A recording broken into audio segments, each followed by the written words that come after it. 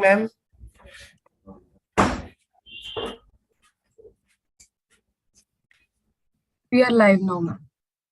Should I start, ma'am? A very good evening and a warm welcome to all of you. The Gorakhpur chapter of ISOPAB and the Kanpur chapter of ISOPAB have organized this Yuva ISOPAB educational webinar, which is very, very unique because today we are going to discuss World Health Organization's Labor Care Guide with the theme Optimizing Labor Management. As obstetricians, we aim to provide good quality, respectful maternity care. We have with us today very experienced speakers, chairpersons, and experts who will sail us through the art of birthing and tackling the intrapartum complications, especially the most challenging second stage of labor. On behalf of the Gorakhpur chapter of ISOPAB, I welcome the very learned, our national president of ISOPAB, Dr. Gangadhar Sahu. He's also our chief guest for today's webinar.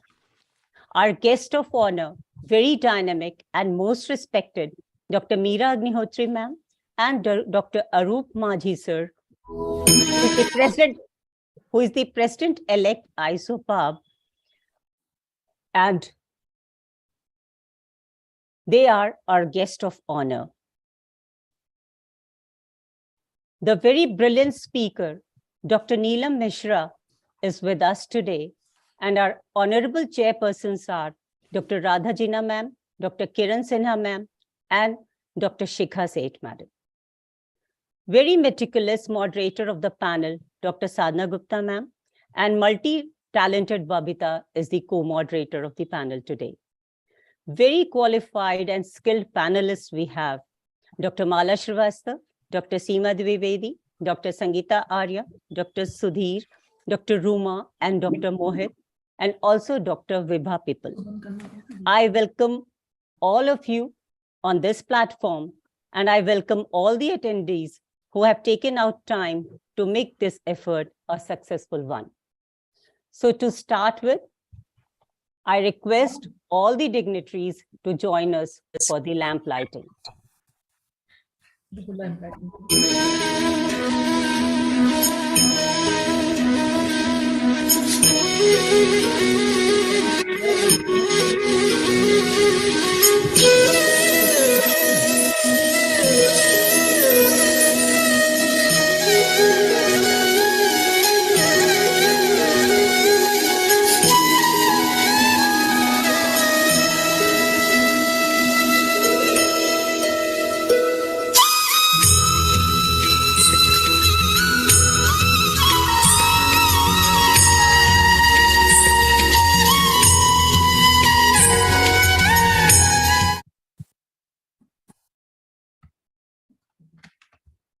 Our chief guest, Dr. Gangadhar Sahu, is very, very famous and also very popular as a guru, as a preacher of human values.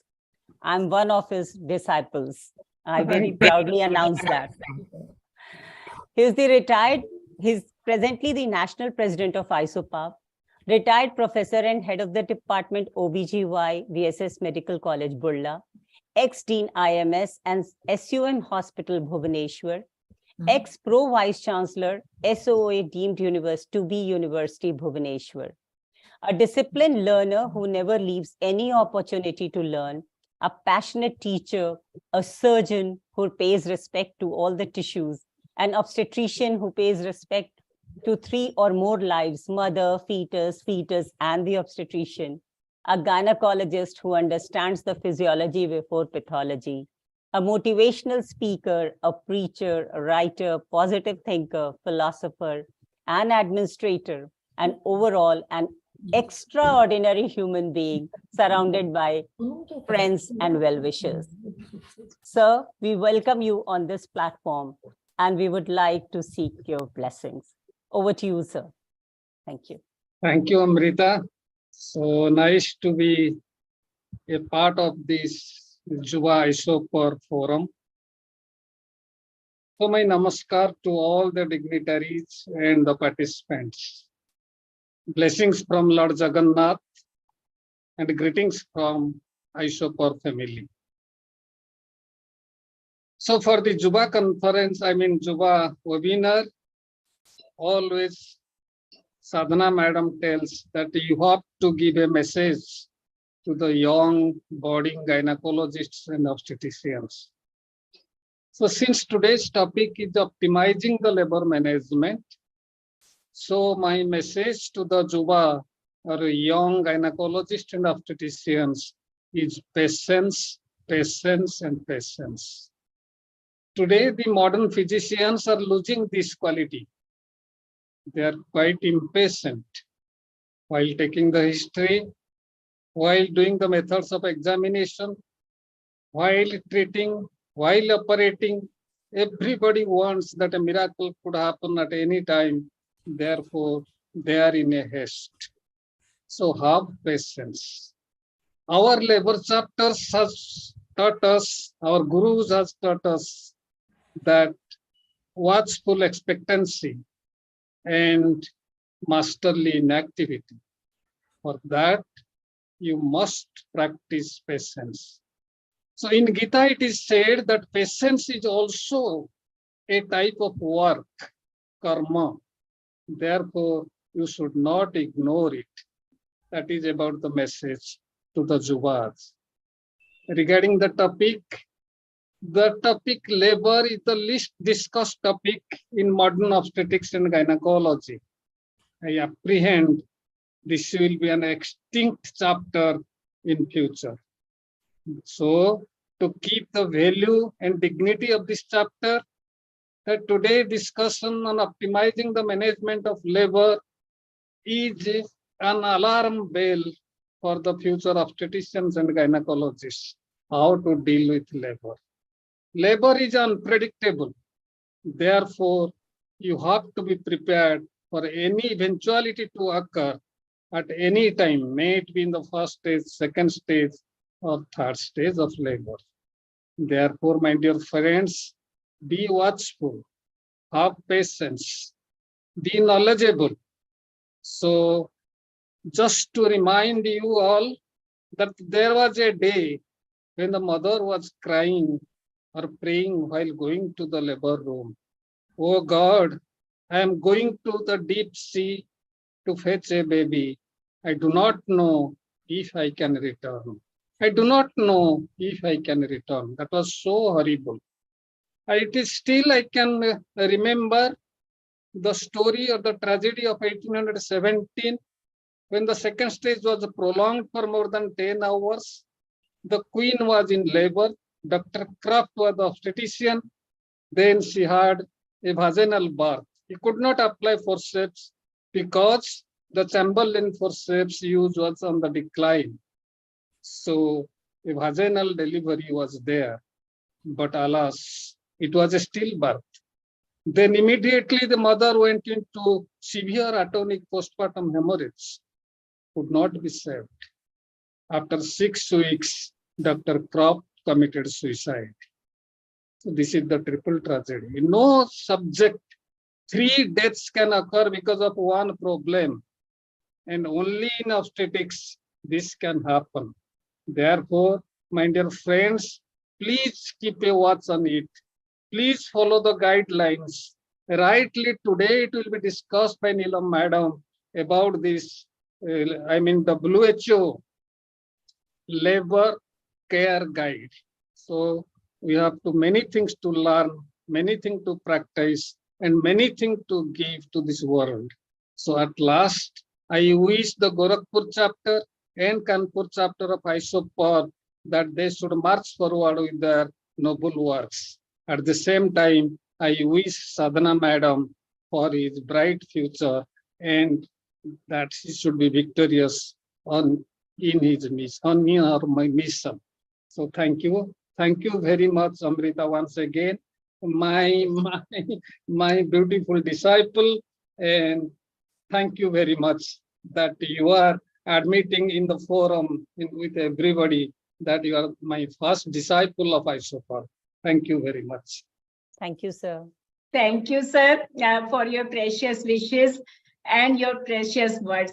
Like listening to you, not only Amrita, I think everybody who is there here is your disciple, because your pulse of wisdom are too much like it is a patience which is in life matters, which is in labor room matters.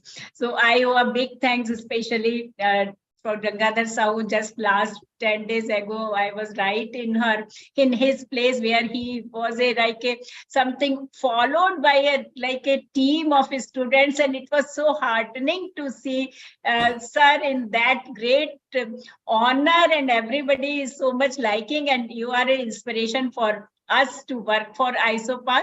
And as a a conceptor, inceptor of Yuva ISOPAR, I welcome all of you in this particular series of Yuva ISOPAR webinar, and we look forward to your cooperation and inclusion of more and more young obstetrician and gynecologist, pediatrician, neonatologist, radiologist in this forum, so that we also learn from young people. So thank you very much, sir. Your words and the wishes and the blessings is precious and invaluable for each one of us. So thank you for being with us. Thank you. So, Amrita, you go ahead Yes, with sir. Dr. Meera Agnihotri. Thank you, sir. Thank you, Sadhna ma'am. I would request Dr. Madhubala ma'am to please grace the platform. Ma'am has been the past president of Gorakhpur Obs and Gynae Society. She is the vice president of Gorakhpur chapter of ISOPAB, and also leading the Club 35 Plus at our city. I request Dr. Madhubala ma'am to introduce our guest of honor, Meera Agnihotri ma'am. Is Dr. Meera Agnihotri with us? Probably she has not joined. There is some personal. Madam says that any moment of time she will come, but She will join. let's introduce Madam in a short, and she has sent wishes and likely to join in here, Okay, it's very sad that because of the personal emergency, she may be delayed. She has been the ex-professor and head of GSVM Medical College, Kanpur, and the present chairman of ethics in research of state medical colleges. She is the president of WWW Foundation and the advisor of Women's Health Health of the Ministry of Health, Government of India. She has organized the www.com first ever conference, which was inaugurated by the President of India as well as the Union Health Minister. She has many international contributions as well as national contributions, and she has done a lot for women empowerment, leading to so many awards. She has been the ICOG Ratna Samman, the Golden Plaque, and the 63 AICOG 2020 FOXY. She has received the Best FOXY Focus Award in 2020 and other women empowerment awards. She has the Lifetime Achievement Award of FOXY in 2019, Lifetime Achievement Award ICES in December 2019, and she has a Teacher of Teachers Samman in ISPAT 218 and so many more. I think we can only acknowledge her brilliance and what she has done for our society and for women itself.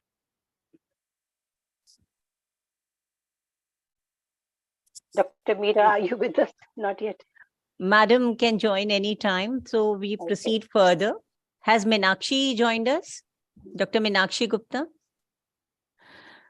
Okay, I request once again Madhubala ma'am to introduce our guest of honor, our President-elect National ISOPAB, Professor Arup Majhi, sir. Over to you, Madhubala ma'am.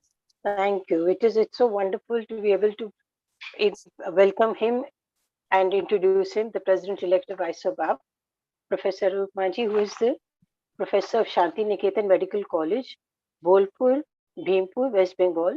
He has authored so many bedside clinics in obstetrics, bedside clinic in gynecological and operative obstetrics, which are illustrative manuals. He was a former professor and head obstetrics and gynecology in R.J. Kar Medical College, Calcutta, and presided as the president of Bengal Obstetrics and Gynecological Society from 2016 to 2017. He was a scientific organizing co-chair person of AICG 2023 in Kolkata, and everyone who had gone there would see how wonderfully he had managed.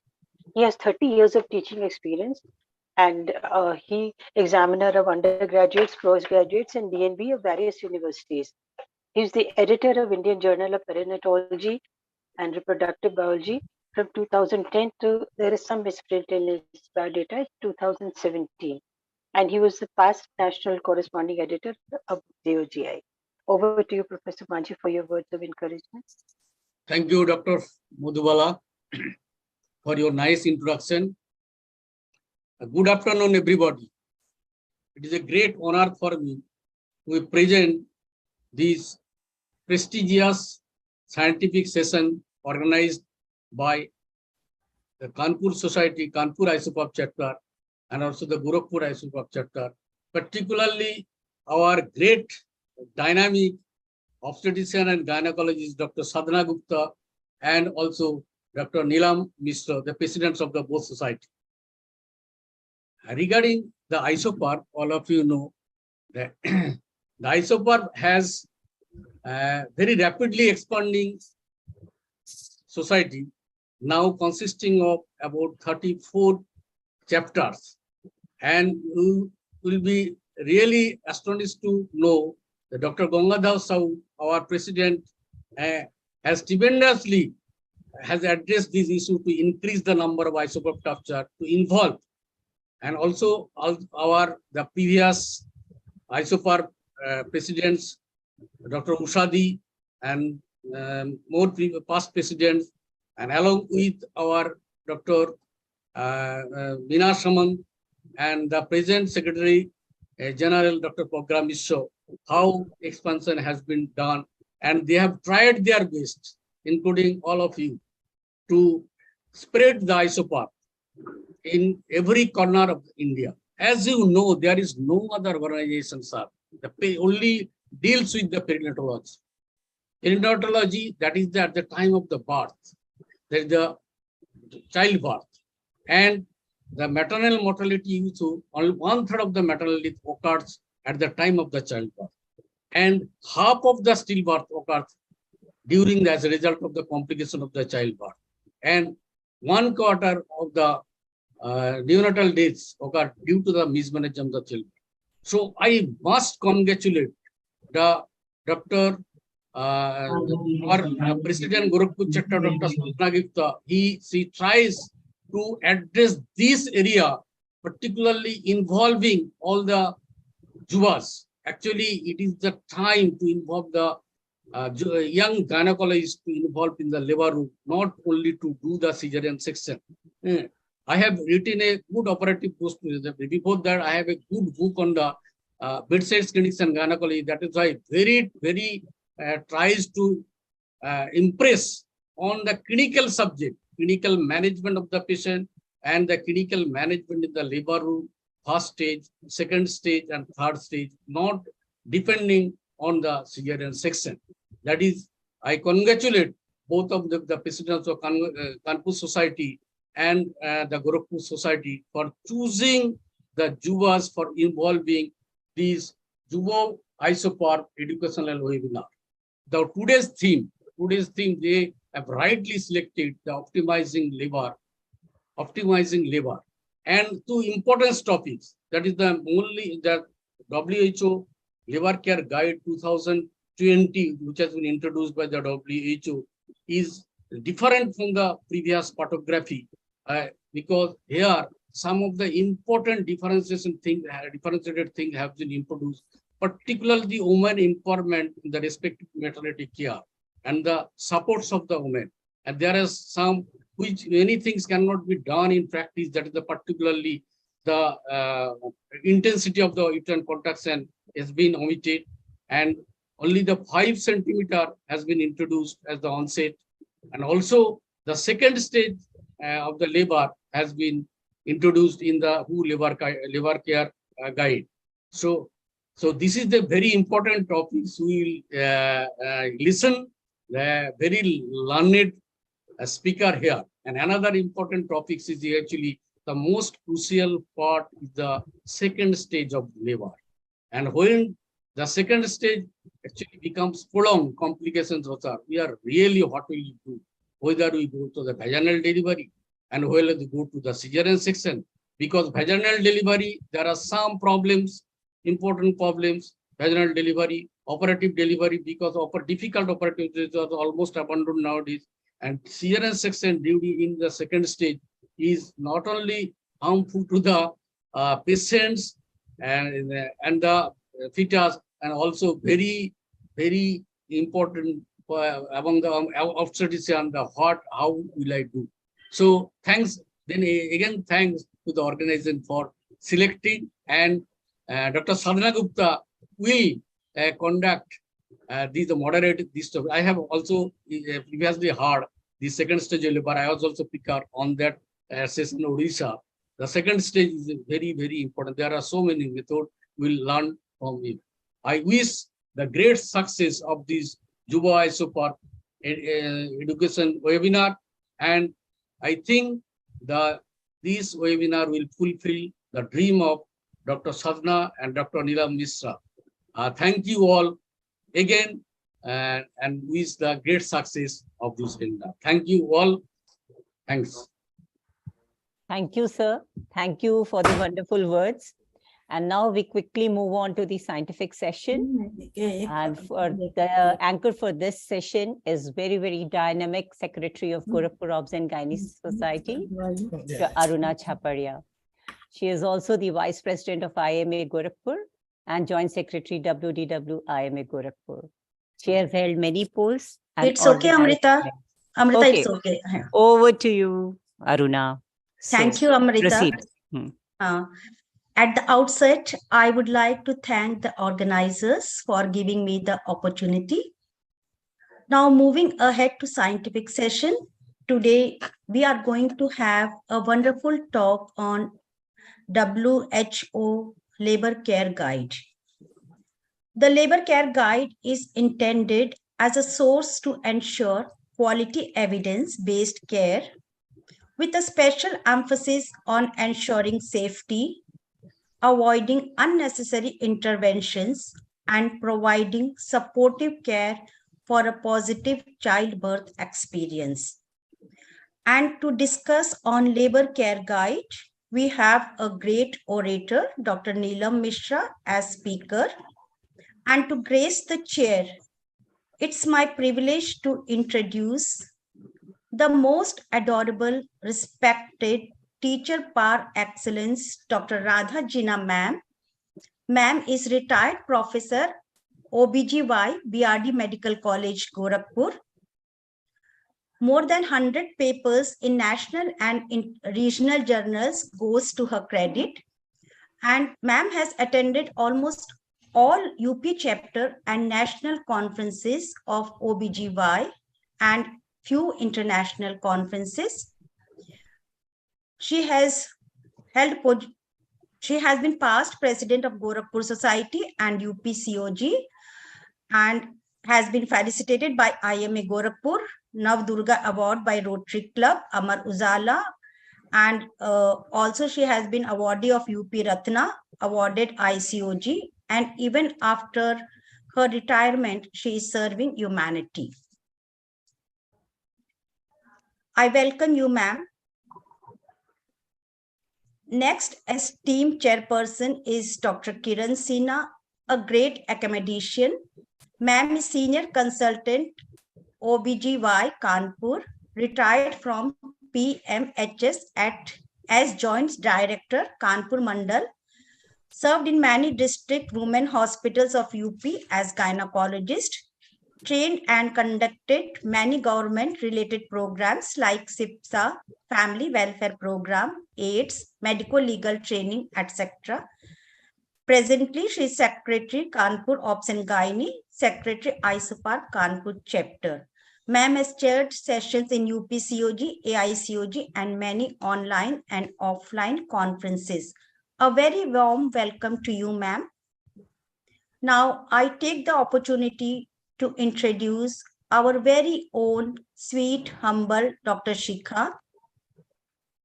Ma'am is professor and head of the department, Gynae, AIIMS Gorakhpur, ex-professor, of Government Institute of Medical Science, Greater Noida, and UP University of Medical Sciences, Safai. Her achievements are Dr. Praveen Mehta Foxy Laparoscopic Fellowship, Dr. Mahindra Kochar Award for Paper Presentation, Shri Prabhu Dayal Baveja Memorial Gold Medal, Krishna Mukherjee Medal for Publication in Journal of UP Chapter as co-author twice, Best E-Poster Award at DIPSI Conference. 48 publications in various national and international journals goes to her credit. She has been co-investigator in extramural projects from UPCST, ICMR, and WHO, editor for Foxy Update and Progress in Obstetrics and Gynecological series, has authored many chapters in various OBGY books, life member of IMS, ISOPAR, and Gorakhpur Society. Her interests are preventive oncology, high-risk pregnancy, contraception, teaching, and research. A very warm welcome to Dr. Shikha. Now it's time to introduce our speaker of this session, Dr. Neelam Mishra. May I have this CV of Dr. Neelam? Dr. Neelam Mishra is President ISOPAR Society Kanpur, immediate past President IMA Kanpur, immediate past President OBGY Society Kanpur. At present, ma'am is Director and Chief Consultant, Obs and Gynae and Laparoscopic Surgeon, Shivani Hospital and IVF Kanpur. Her areas of interest are minimal access surgery, hysteroscopy, infertility, and menopause. Ma'am has been awarded Nari Shakti Platinum Icon for many contributions to women health. Ma'am, we also feel proud for you. She has organized national workshop on endosurgery, organized panel discussion in FIGO. She has been organizing chairperson of endosurgery in UPCOG, fellow of International Society of Gynecology, invited faculty to many international and national conferences. We welcome you, ma'am, and request you to kindly grace the dais. Thank you for your kind words. Good evening, seniors and dear friend. First, I'm very much thankful for giving me this topic on WHO Labor Care Guide Users Manual. Without wasting time, I'm starting my slides. Can you see the slides, please? Yes, ma'am. Yeah, visible? So, yes, ma'am. So, WHO Labor Care Guide Users Manual has been developed to help professionals care for the women during labor and childbirth. The primary target audience for this manual is skilled health personnel directly providing labor and childbirth care. The manual will also be of interest to healthcare personnel, facility managers, implementers, manager of maternal and child health program, NGOs, and professional society. So, Labor Care Guide was developed to improve every woman's experience of childbirth, ensure health and well-being of the woman, their babies by implementing WHO intrapartum care recommendation. This tool establishes essential good quality and evidence-based clinical care in all the settings to promote a positive childbirth experience for every woman and baby. This labor room guide includes guide the monitoring and documentation of well-being of the woman and babies and progress of labor, then guide skilled health professionals to offer a supportive care throughout labor to ensure a positive childbirth experience for the woman, assist skilled health personnel to promptly identify and address the emerging labor complication and providing reference, prevent unnecessary use of intervention in labor, and support audit and quality improvement of labor management. The labor guide, care guide for whom? The labor care guide has been designed for the care of a woman and their baby during labor and birth. It includes assessment and observation essential for the care of pregnant women, regardless of their risk status. However, it was primarily designed for the low-risk pregnant women and their babies, and high-risk women require specialized monitoring and care. The labor care guide, when it has to be given, documentation is initiated as the woman enters the active phase of first stage of labor, 5 centimeter or more cervical dilatation, regardless of her parity and membrane status. Although it should not be initiated during the latent phase of labor, women and their babies should receive labor care and support during the latent phase 2. Once initiated, it will support continuous monitoring throughout the first and the second stage of active labor. It is designed to be used for all birth in health facility, including primary, secondary, tertiary care settings. The use of it can facilitate early identification of potential complication. Hence, it should contribute to timely referral when it is required. So, structure of WHO Labor Care Guide is Section 1, identifying information and labor characteristic at admission, supportive care, care of baby, care of women, and labor progress, medication, and shared decision making. These sections contain a list of labor observations. So this is a chart selection of the labor care guide, and I'm coming one by one from section 1. Healthcare providers should record an observation for all sections soon after the woman is admitted in the labor ward. The remainder of the labor care guide is then completed following the subsequent assessment throughout labor. For all observation, there is a horizontal time axis for documentation of the corresponding time of observation and a vertical reference values axis for determination of any deviation from the normal observation. The labor care guide also provides insight into second stage of labor in continuation with the observation made during the first stage of labor to detect any deviation from normal for safe delivery. So labor monitoring to action by recording and reviewing their observation against these references. For the health personnel are encouraged to think critically and avoid unnecessary intervention and act on a warning signs only. The labor care guide includes a section to document shared decision to address any deviation, and decision to intervene in course of labor is primarily based on the observation of deviation from the expected observations.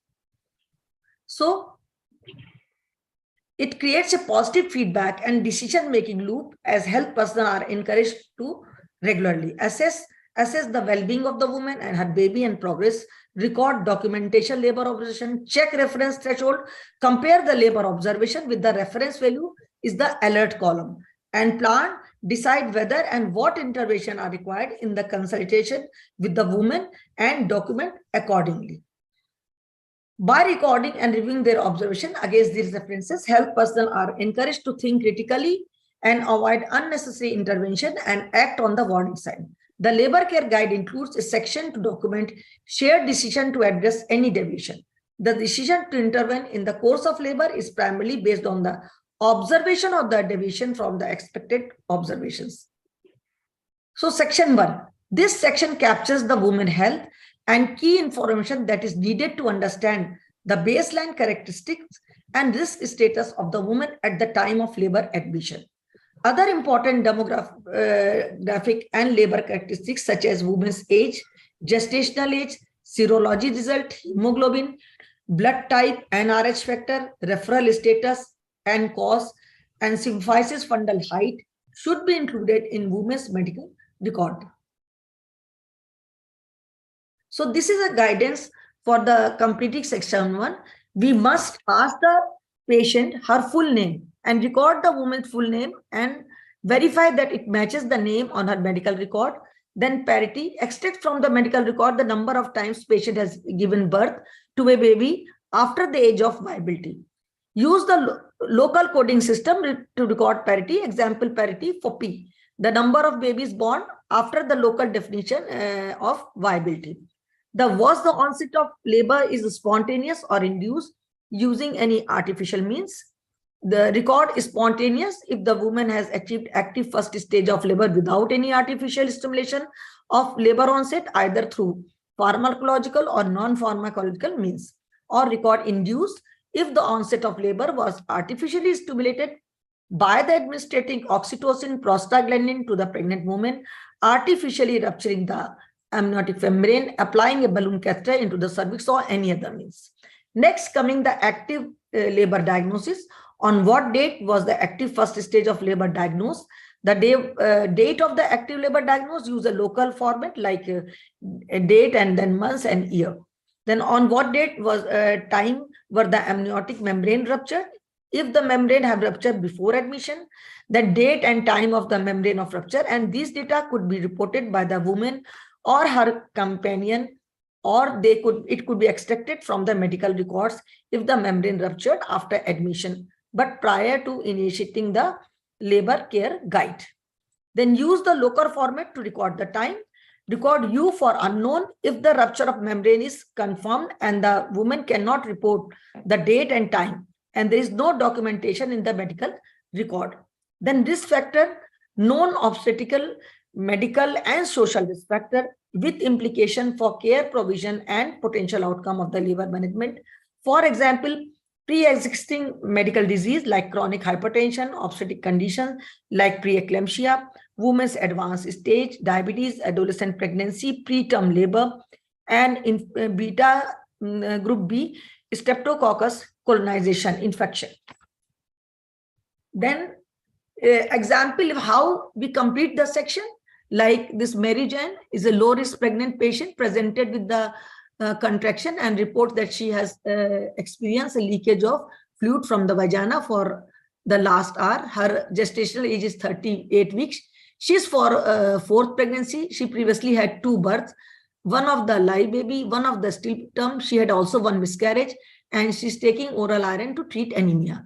The midwife of the in charge of the admission asks all the necessary questions, and she offers Mary Jane clinical evaluation to assess the baby well-being and staging of labor.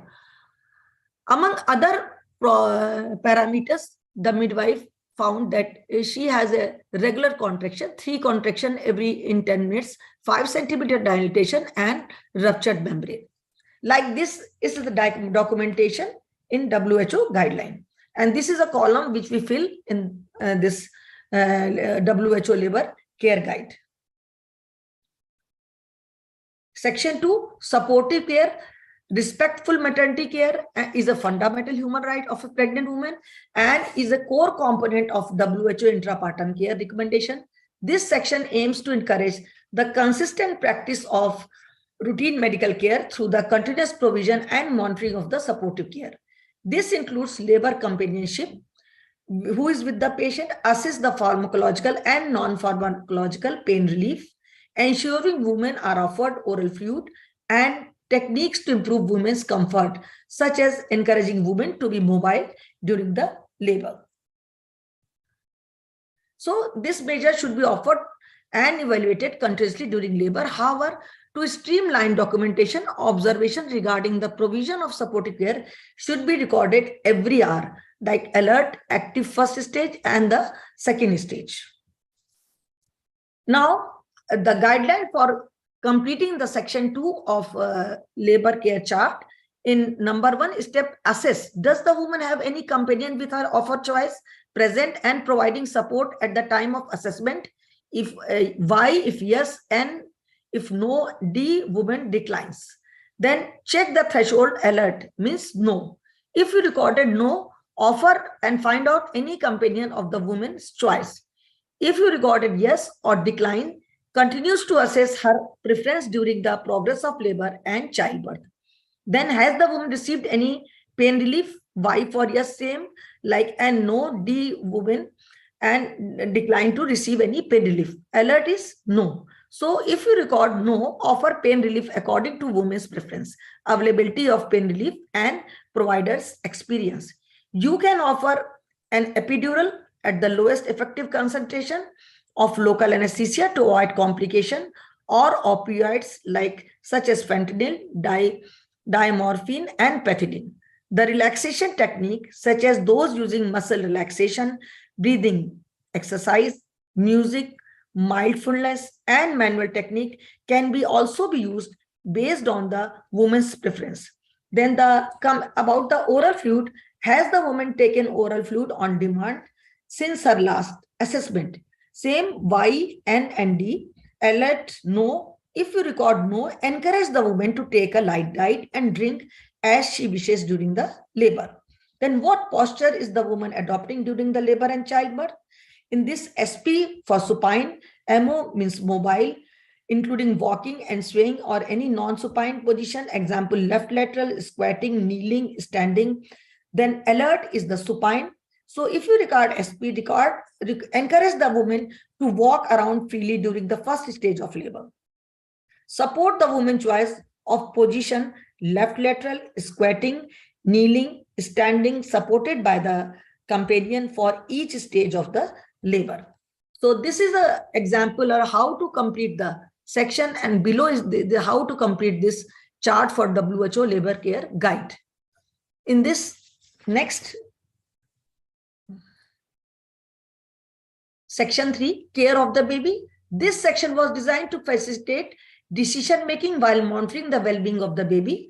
The well-being of the baby is monitored by regular observation of baseline fetal heart rate and deceleration of the fetal heart rate, and of the amniotic fluid, fetal position, molding of fetal head, and development of caput succedaneum. Now coming to the chart, this is a guideline for completing section 3 of labor care guide. In assessment, listen to fetal heart rate for minimum of 1 minute, auscultating during the uterine contraction, and continue for at least 30 seconds after contraction. Assess the woman's pulse, differentiate between the heartbeat of the woman and that of the baby. Record the baseline fetal heart rate as a single counted number of beats in 1 minute. For second stage, record most clinically significant value within 15 minutes time frame. Then in the check threshold, you should be alert if the fetal heart rate is less than 110 and if it is more than 160. Then intermittent auscultation of fetal heart rate with either Doppler ultrasound device or a Pinard fetal stethoscope is recommended for the healthy pregnant woman in labor. Very slow fetal heart rate in absence of contraction or persisting after contraction is suggestive of fetal distress. And in absence of rapid maternal heart rate, a rapid fetal heart rate should also be considered as a sign of fetal distress. So the fourth step, what to plan? If the fetal heart rate is less than 110 or more than 160, ask the woman to turn on her left side and then alert a senior care provider and follow the clinical guidelines. If fetal heart rate ranges between 110 to 159, continue to assess fetal heart rate every 30 minutes during the first stage and every 5 minutes during the second stage of labor. Then listen to fetal heart rate for a minimum of 1 minute and auscultation during the uterine contraction, and continue for at least 30 seconds after the contraction to see the fetal deceleration. So record the presence of deceleration using N for no, E for early, L for late, and V for variable. We have to be alert. Record the presence of deceleration, very slow FHS in the absence of contraction or persisting after contraction is suggestive of the fetal distress. If late deceleration or single prolonged deceleration are present, ask the woman to turn on her left side and then perform a prolonged auscultation, alert senior care provider, and follow clinical guidelines. But if no deceleration at present, continue monitoring fetal heart rate every 30 minutes during the first stage and every 5 minutes during the second stage of labor. Then coming to the amniotic fluid, what is the status of the membrane? Is there is leakage of fluid? Yes. And then if leakage, then what is the color? Is it red or meconium stained? I for intact membrane, C for membrane ruptured, clear fluid, and M for membrane meconium. Meconium stained, then you have to use 1+, 2+, and 3+ to represent a non-significant medium or thick meconium respectively. Membrane ruptured, or is there a blood stained fluid? Then we have to become alert. Note the status of the membrane. If membrane have ruptured, note the color of the draining amniotic fluid. The presence of thick meconium indicate a need for close monitoring and possible intervention for management of the fetal distress. Bloody amniotic fluid is a common in placental abruption, placenta previa, vasa previa, and uterine rupture. If blood-stained fluid or thick meconium present, we should alert the senior care provider and follow the clinical guidelines. If membranes are intact or ruptured and amniotic fluid is clear, assess amniotic fluid during the next vaginal examination in 4 hours, unless otherwise it is indicated. Then, coming to the fetal position, perform a gentle vaginal examination using an aseptic technique to assess a fetal position after obtaining the woman's consent and ensuring the privacy. Do not start the examination during the contraction and assess all parameters that require a vaginal examination at the same time. So we have to see whether position is occipito anterior, posterior, or transverse. A for anterior, P for posterior, and T for transverse. Then one has to become alert if the position is occipito posterior or occipito transverse. With descent, fetal head rotates so that the fetal occipit anterior in the maternal pelvis. The failure of the fetal occipit transverse or posterior position to rotate to an anterior position should be managed as abnormal fetal position. Then about the plan, if the fetal occipit posterior or transverse position is detected, alert a senior care provider and follow the clinical guidelines. If occipito anterior position is diagnosed, reasons position during the next vaginal examination in 4 hours, unless otherwise it is indicated. Then about the caput, when performing vaginal examination to assess the other clinical parameter, assess the presence of caput succedaneum, diffuse swelling of the scalp. The grades are 1+, 2+, or 3+, means mild, moderate, or severe. One has to become alert if it is 3+. Then assess the caput succedaneum along with the other maternal and fetal observation to monitor the well-being of the woman and her baby and identify the risk for the adverse birth outcome. If the presenting part has large caput succedaneum, along with the other abnormal observations, could be a sign of the obstruction. If caput succedaneum is 3+, alert a senior provider and follow the local protocol. If caput is 1+ or 2+, repeat the assessment during the next vaginal examination in 4 hours, unless otherwise it is indicated. Coming to the molding, while performing a vaginal examination, to assess the other clinical parameter, assess the shape of the fetal skull and the degree of overlapping of the fetal head bone during the labor. The grade from 0, none, to 2+, marked, and 3+. So the suture are just opposed, then just overlap but not reducible is 3+. One become alert, assess the molding along with the other maternal and fetal observation to monitor the well-being of the woman and her baby and identify risk for the adverse birth outcome. The 3rd degree molding along with the other abnormal observation could indicate a obstructed labor. If molding is 3+, alert a senior provider and follow local protocol. But if the molding is 0 or 2+, usually sign of normally, mainly if 2+ is developed in the later stage of labor, during the next vaginal examination, we have to see after 4 hours, unless otherwise it is indicated. So these are the chart where the figures show how the labor care guide would be completed with the information and observation that meet criteria for the alert column as circled in the red. Section 4 is to facilitate the decision making for consistent intermittent monitoring of a woman's well-being.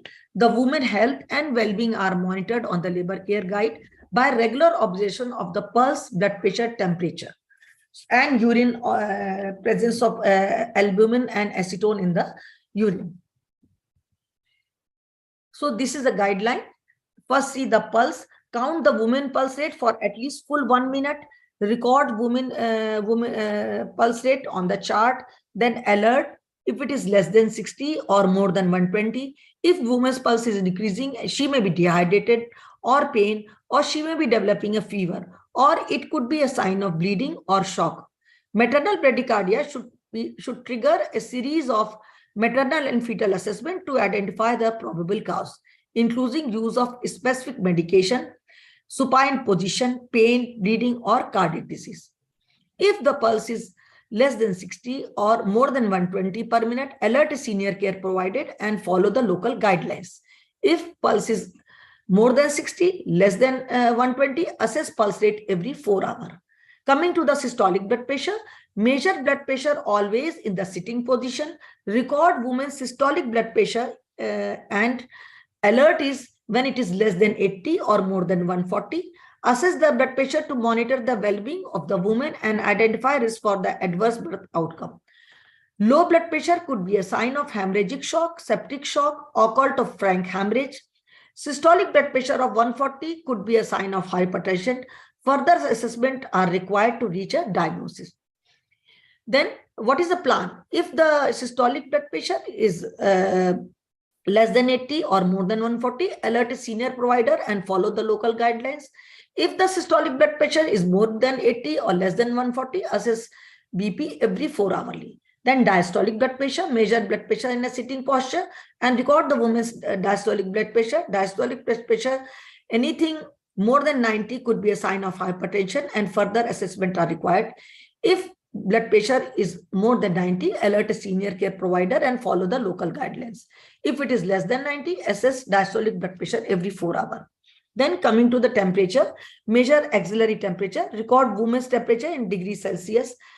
The temperature could be monitored throughout labor to assess the well-being of a woman and identify the risk for adverse birth outcome. If temperature is more than 35, less than 37, then alert a senior care provider and follow the local guide. If the temperature is between 35 to 37 degrees, assess the temperature every 4 hourly. Then urine, check the protein and the acetone in the urine with Regent strip. Record reading of protein and acetone as a negative or trace 1+, 2+, 3+, or 4+. A 2+ protein could guide further management, although confirmation may be done with the second dipstick of the next urine void. Then proteinuria could be a sign of preeclampsia, urinary tract infection, severe anemia, or previously undiagnosed renal or cardiac disease. Then ketonuria could be a sign of dehydration secondary to reduced fluid intake by the mother or excessive loss like vomiting and diarrhea, prolonged labor, or previously undiagnosed diabetes. So what is the plan? If protein is 2+ and the acetone is 2+ or more, interpret measurement in the test to full clinical examination, alert senior provider and follow local guidelines. If protein is negative and the trace and ketone is also negative, then every 4 hours or each time the woman voids urine during the labor. So this is written by the Mrs. Jenny. Pulse rate 88 with the BP 120/80. Her temperature is 36.5. She passed urine at admission and given all clinical parameters are normal. Midwife plans to rescue the woman observation for 4 hours unless otherwise required. So Mr. Jenny's pulse is 96 with blood pressure 128/81 and temperature 36.1 degrees, and she passes urine again without proteinuria or acetone. And this is the recording of the red color if there is any alert column. Coming to the section 5, labor progress. This section aims to encourage the systemic practice of intermittent monitoring the labor progress parameters. The labor progress is recorded on labor care guide by regular observation of the frequency and duration of contraction, cervical dilatation, and descent of the baby head. So in this,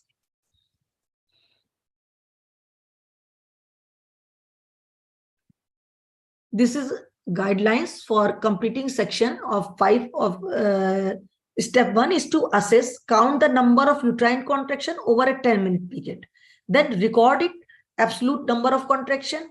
If contraction are insufficient, suspect inadequate uterine activity. Continuous contraction are also a sign of the obstructed labor. If contraction are less than 2 or more than 5 per 10 minutes, verify the number of contraction over another 10 minutes. And if frequency is confirmed, alert the senior care provider and follow the clinical guideline. If contraction are 3 to 5 per 10 minutes, assess uterine contraction every 30 minutes during the first stage of labor and at least every 15 minutes during the second stage of labor. Then duration of the contraction, assess the duration of the contraction, record the duration of contraction, and alert is if it is less than 20 and if it is more than 60. So short contraction could be indication of inadequate uterine activity. More than 5 contraction in 10 minutes or continuous contraction are sign of obstructed labor or hyperstimulation. So if the contraction lasts for less than 20 minutes or more than 20 seconds or less more than 60 seconds, verify the number of contraction over another 10 minutes. If duration is confirmed, alert the senior provider and follow the local clinical guidelines. But if the contraction lasts more than 20 seconds and less than 60 seconds, assess the contraction every 30 minutes during the first stage of labor and at least every 15 minutes during the second stage of the labor. Next is the guideline for the to assess performing a gentle vaginal examination. Ma'am, 5 minutes may wind up कर. Yeah, ho jayega. Perform a gentle vaginal examination after obtaining the woman's consent, ensuring privacy, and use the aseptic technique to examine the cervix. Do not start examination during the uterine contraction. Assess all parameters that require vaginal examination at the same time. So we have to record in active first stage labor, plot X in the cell that matches the time and cervical dilatation each time we perform a vaginal examination. In the second stage, insert P to indicate pushing begins. So alert is the dilatation if remains at 5 centimeter for 6 hours or more, 6 centimeter if dilatation for 5 hours or more, then there is a check threshold. And if dilatation remains 7 for 3 hours or more, and if at 8 for 2.5 hours, and 9 dilatation remain for 2 hours or more. So all these we have to check, and adult value for the second stage is 3 hours in the nulliparous woman and 2 hours in a multiparous woman. Then plan alert the triggered when the lag time for current cervical dilatation and second stage is exceed with the no progress. During the first stage, if the labor progress as expected, assess the cervical dilatation every 4 hours unless otherwise indicated. When performing vaginal examination less than 4 hours after a previous assessment, be sure that the examination will add important information in the decision-making progress. Coming to the descent, assess the descent of the abdominal palpation. Refer to the part of head divided into 5 parts probable above the symphysis pubis. Then plot O in the cell that matches the time and level of the descent of the head at every vaginal examination, 5/5, 4/5, like, and there is no reference threshold for this observation, which will vary with each individual.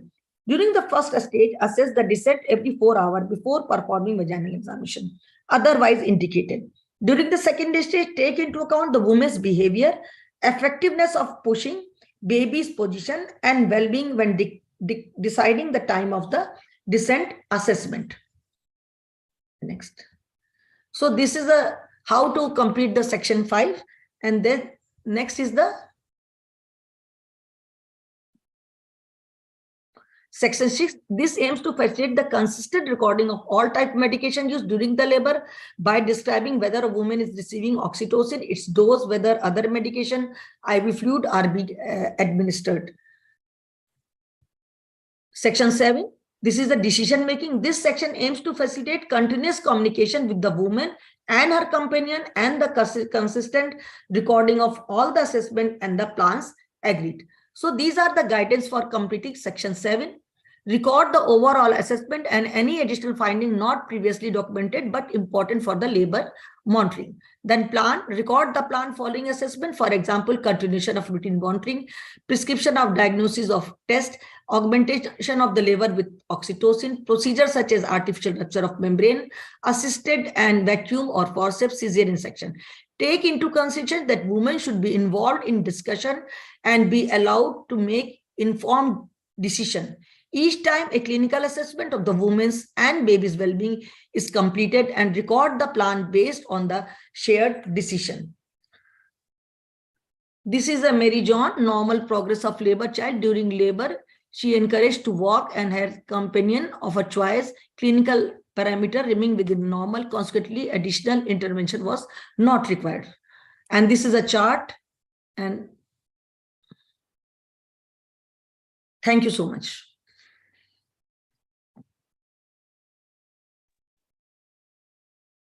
I have to leave few points because time was over, I think. Thank you, ma'am, for such an informative talk. Now I request the experts to give their concluding remarks. Radhajina, ma'am, please unmute yourself. Ma'am, you're muted. Ma'am, please unmute yourself. Network problem. Dr. Shikha, by the time Madam joins, please, you give your country. Good evening, everyone. Dr. Neelam has very elaborately explained all the sections of the labor care guide, and I feel that it is really an important thing, a very basic thing. Earlier, we used to use a pantograph, which has a limited kind of a thing, just monitoring and enumerating the points. But in the labor care guide, it is a complete care, a comprehensive kind of a thing, which defines not only the maternal and fetal progress, it records other aspects like communication, what are the important things which we have to tell them, or whatever we have done during that particular phase intrapartum, from the active phase of labor till the second stage of labor. All the findings has to be comprehensively recorded in that particular thing. That is the basic importance, and the principle behind this is that it is a shared thing between the decisions which between the doctors as well as the patient, as well as her one of the relative which will be there inside with her, which is an important aspect which we normally prefer to avoid the complications in basic interactions. And secondly, yes, of course, very rightly said that it is in the labor, it is very much important part is that we should have a limited interventions as much as possible. And this labor care guide part also includes the fetal heart rate monitoring, including the deceleration points also to be mentioned and elaborated. So which helps to improve the things where we can implement, find the complications early and take the decisions at time. So better to adapt ourselves to routine in our routine delivery practices, that we should try using it as much as possible. So this will improvise our definitely the outcomes also, and will improve the patient communication and the satisfaction of the patient also, well-being as well as satisfaction of the patient. That's all from my side. Thank you very much. Presented. Sorry for the intervention in my talk.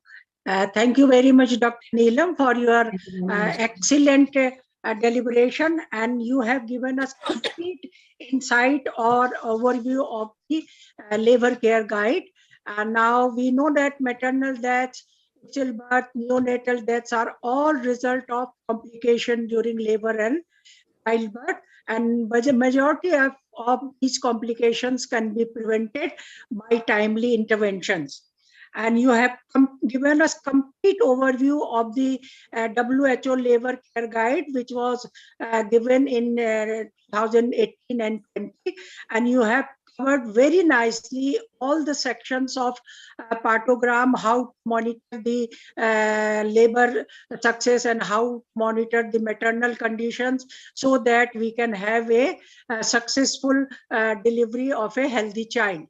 Now, there is a, we can say there is some change in the partogram, because this labor guide, according to this guide, is started in this first stage of labor when the cervical dilatation is 5 centimeters, and then it is taken out throughout the labor from first stage to second stage till delivery occurs. And along with fetal monitoring, we also do maternal monitoring, so that the mother is also in a good state and the fetus is delivered normally. So just to summarize, we can say that the labor care guide is a tool that aims to support good quality evidence-based care during labor and childbirth to reduce maternal mortality and stillbirth rate and to improve neonatal success. So thank you so much, Dr. Neelam. Thank you. Thank you. Thank you.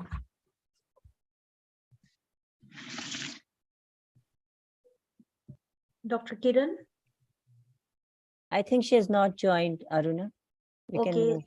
move. Thank you, speaker, and all the chairpersons. Mm. Now we move on to our second session, which is on complications of second stage of labor, a panel discussion. A baby's birth is a joyous process, but sometimes things go wrong. In the second stage of labor is very important because it is associated with increased maternal and perinatal mortality and morbidity. And we are today to discuss complication of second stage.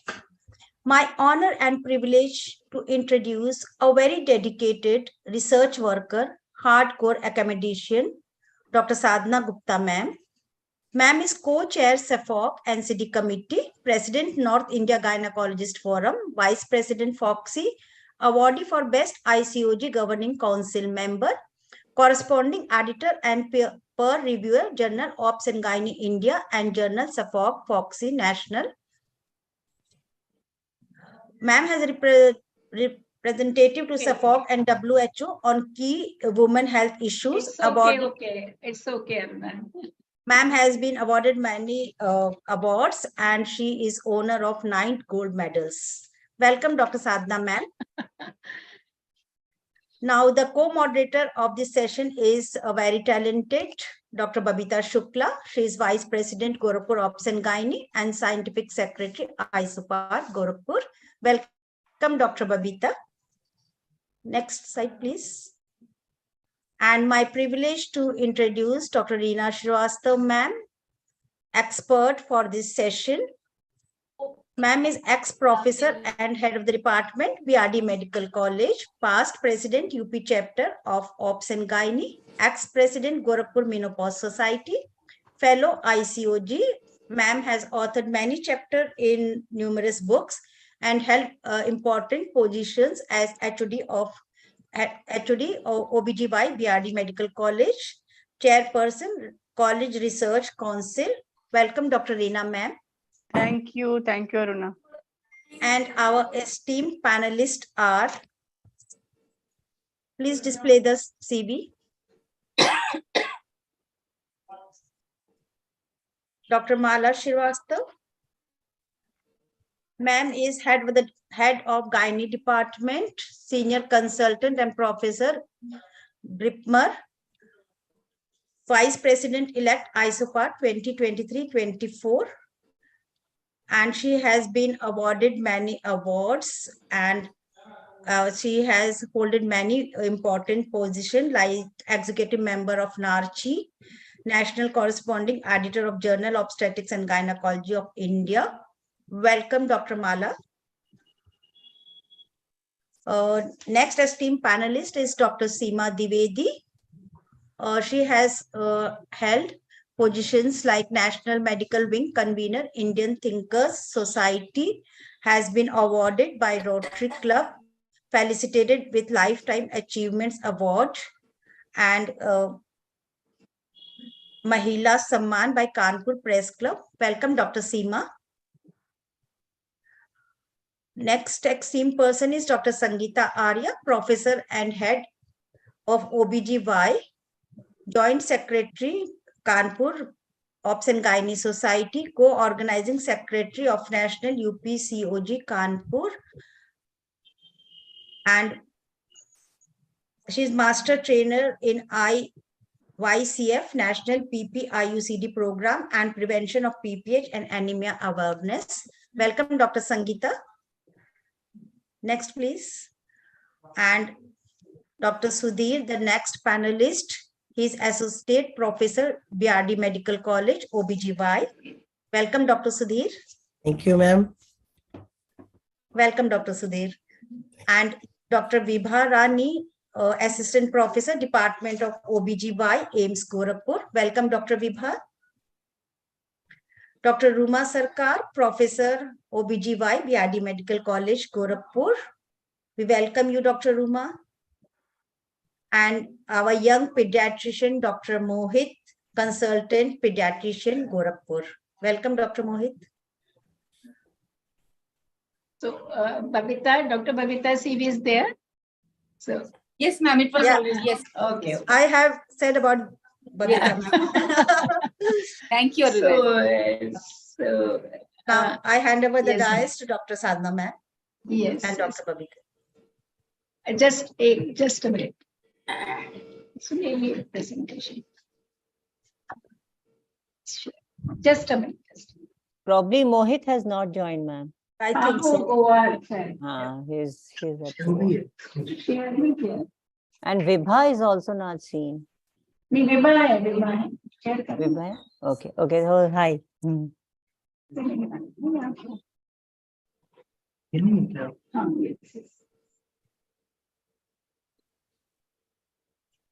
So,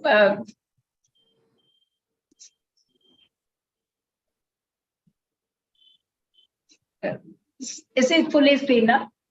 Am I No, ma'am. audible? No, ma'am. No, ma'am. Ma'am, It's you're not audible. full. It is not full screen. Now? No. ma'am. Yes. No, ma'am. Yes, ma'am. Yes or no? Yes, Yes. ma'am. Yes. Yes, ma'am. Yes, ma'am. It takes a little time. So, a wonderful talk by Dr. Neelam Mishra, and we are straight away coming to complication of second stage of labor. So, first of all, thanks for staying together. And these are the photographs just taken few days ago at Burla Sambalpur, when we have the privilege of being with Madam Dr. Usha Sharma and Dr. Gangadhar Sahu. So I owe a big thank actually in my journey in Foxy and ISOPAR for everybody's contribution, cooperation, active learning and sharing, and have blessings of mentors and teachers. Welcome all our esteemed panelists. All are like expert in their field, a lot of experience in teaching in private practice. And what is the stage, what Dr. Gangadhar Sahu and Dr. Apurva Ji says, that to acquire knowledge, one must study. To achieve wisdom, one must observe. So it is about patience. It is obstetrician role is to the patients. Somehow human birth God has made very, very painful. And that's why we have a lot of issues with maternal and neonatal health. So human birth is an enigma, and the labor, and especially the second stage of labor, is the like a extreme, like a climax of this whole movie, which is emotional excitement, apprehension, fear, and sometimes dread also. And it is on both part. It is on the patient part, relative part, and the obstetrician part, because suddenly a smooth journey can become a very, very difficult journey. And the second stage is the last thing, where we have to have what is the woman's fortitude and obstetrician patient. It is not only obstetrician, it is the patient's reaction to the second stage pain that is also very, very important. So actually, to endure pain with the patients, that is something very, very rare to find, and we need such patients, such nursing staff, and such doctors in our labor room. So, so first of all, we say whatever, when you want to intervene, we will come, myself and Babita, with some classical teaching when there is a maternal distress, fetal distress, or obstetrician distress. So Seema, your comment, we so many say, "Arey, mother बहुत distress में हो रही है, take her to cesarean section." So Seema, actually, what you mean by the maternal distress?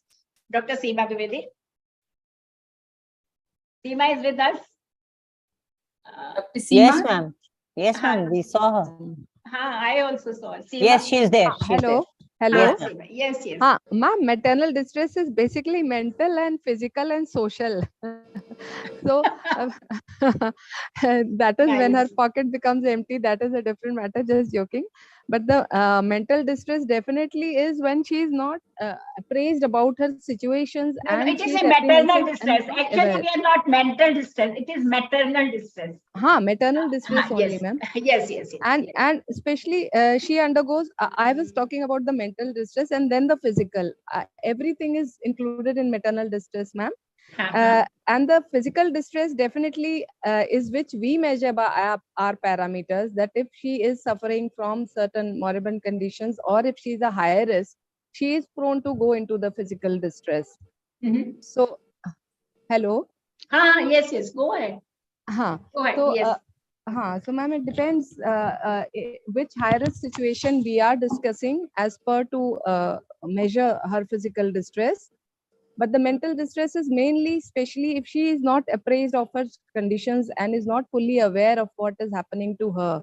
And that is the problem which we specifically face in government setups, especially I am in the Medical College Kanpur, and in which proper counseling, if it is not done. So we have put a counselor resident especially for that. One resident has been deputed only for counseling the mother, telling her each and every situation at the beginning of the labor, during the labor, and during interpartum period also. A proper counseling tends to decrease and allay the distress of the mother. And then the other distresses, definitely we have to measure what maternal distress she is undergoing, that whether her blood pressure is increasing, whether the tachycardia is increasing, whether she is now facing some problem during her intrapartum period. That is by the parameters which we measure. So, Thank you, Sangeeta. You have actually brought a new dimension to question, that is the maternal distress, and what WHO Labor Care Guide also says, it is support, support, support. So, and of course, what as an obstetrician we see, it is a pulse, it is blood pressure, it is dehydration, what is the urine outputs, and she is not unable, like we say, push, push, push, like the sister says, but she is not able to have anything. So that's why we get the call that mother is totally exhausted. Sangeeta, with this background, when you see this such situation that the patient is exhausted, tired, how do you deal with the situation, Dr. Sangeeta? Ma'am, when we see that maternal exhaustion is there, like we are feeling that she is facing pain for a lot of time and not been given some oral liquids or been IV fluids, then we have to do the counseling along with the person who is along with her throughout the labor, to just give her support, moral support, which helps a lot. And secondly, we have to give her counseling that this will last, and we have to make her present with our like make her present and give her own decisions, like when the labor is progressing, she is also with us, that she is understanding what is first stage of labor. You are now going through, this is the 6 centimeter dilatation, now we will be doing this. When she knows it and knows this, and when she is counseled about this thing, then she feels less exhaustion. Along with, when she is exhausted already, we have to give her IV fluids. As such, we prefer the ringer lactate in the mothers, or in the early phases of the labor, if she is in latent phase or early active phase of labor, we do give her liquid diets also. So rightly said by this thing, it is Sorry a counseling. to interrupt, ma'am. Yes. Kindly reshare the slides, ma'am. There was some disturbance in this. Okay, okay. It is. Please share it again, ma'am. Okay, I'm sharing it.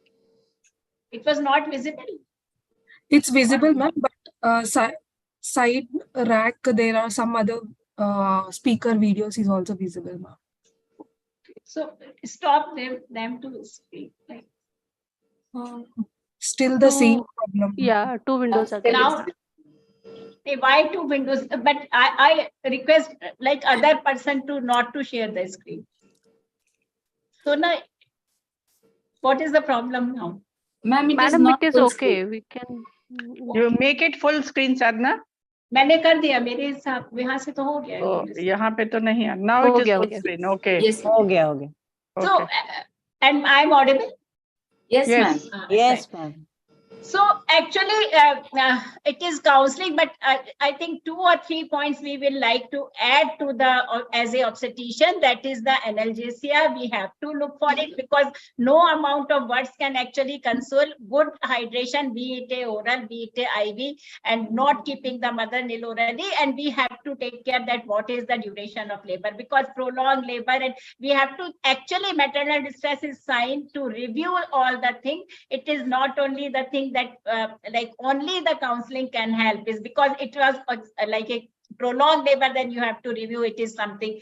So analgesia and hydration, and the review of status that there is something wrong with the duration of labor or some position that is have to be there. So these are the all thing analgesia, and if not, it might need the shortening of second stage of labor. So coming to analgesia, which is very important, Bandita, you will take from the case discussion. So Yes, ma'am. analgesia is very, very important, and why we are having so many demand for the cesarean section, that is the fear of labor pain. So Dr. Vibha and Dr. Sangeeta, how do you in your practice provide analgesia in late first stage and the second stage of labor before we go to expert for this? And is epidural analgesia is widely available? And if epidural analgesia is good for the labor progress or not? So Vibha, Dr. Vibha, then we come to Dr. Sangeeta. Vibha, are you there? Or Sangeeta, you take up this. What sort of analgesia do you use in your medical college? And if you are practicing, then what analgesia do you prefer? We do prefer epidural analgesia. Yes, we have got limitations. Not every patient can be given epidural analgesia. And especially in the high risk cases, the cardiac cases and the severe having patient, when we want to cut short the second stage, or sometimes when we want to have the analgesia proper in those cases, only then we are using epidural analgesia because of the shortage of the anesthetist. Otherwise, ma'am, in the first, we just do the counseling. And when she comes in the active labor, 3-4 centimeters, we do go for the epidural analgesia. Always. Vibha, Not Dr. always, Vibha, ma'am. Yes, ma'am. Vibha, your Yes, ma'am. experience actually. I agree with Dr. Sangeeta. We do offer epidural analgesia to every woman. Before that, we have to counsel the women properly.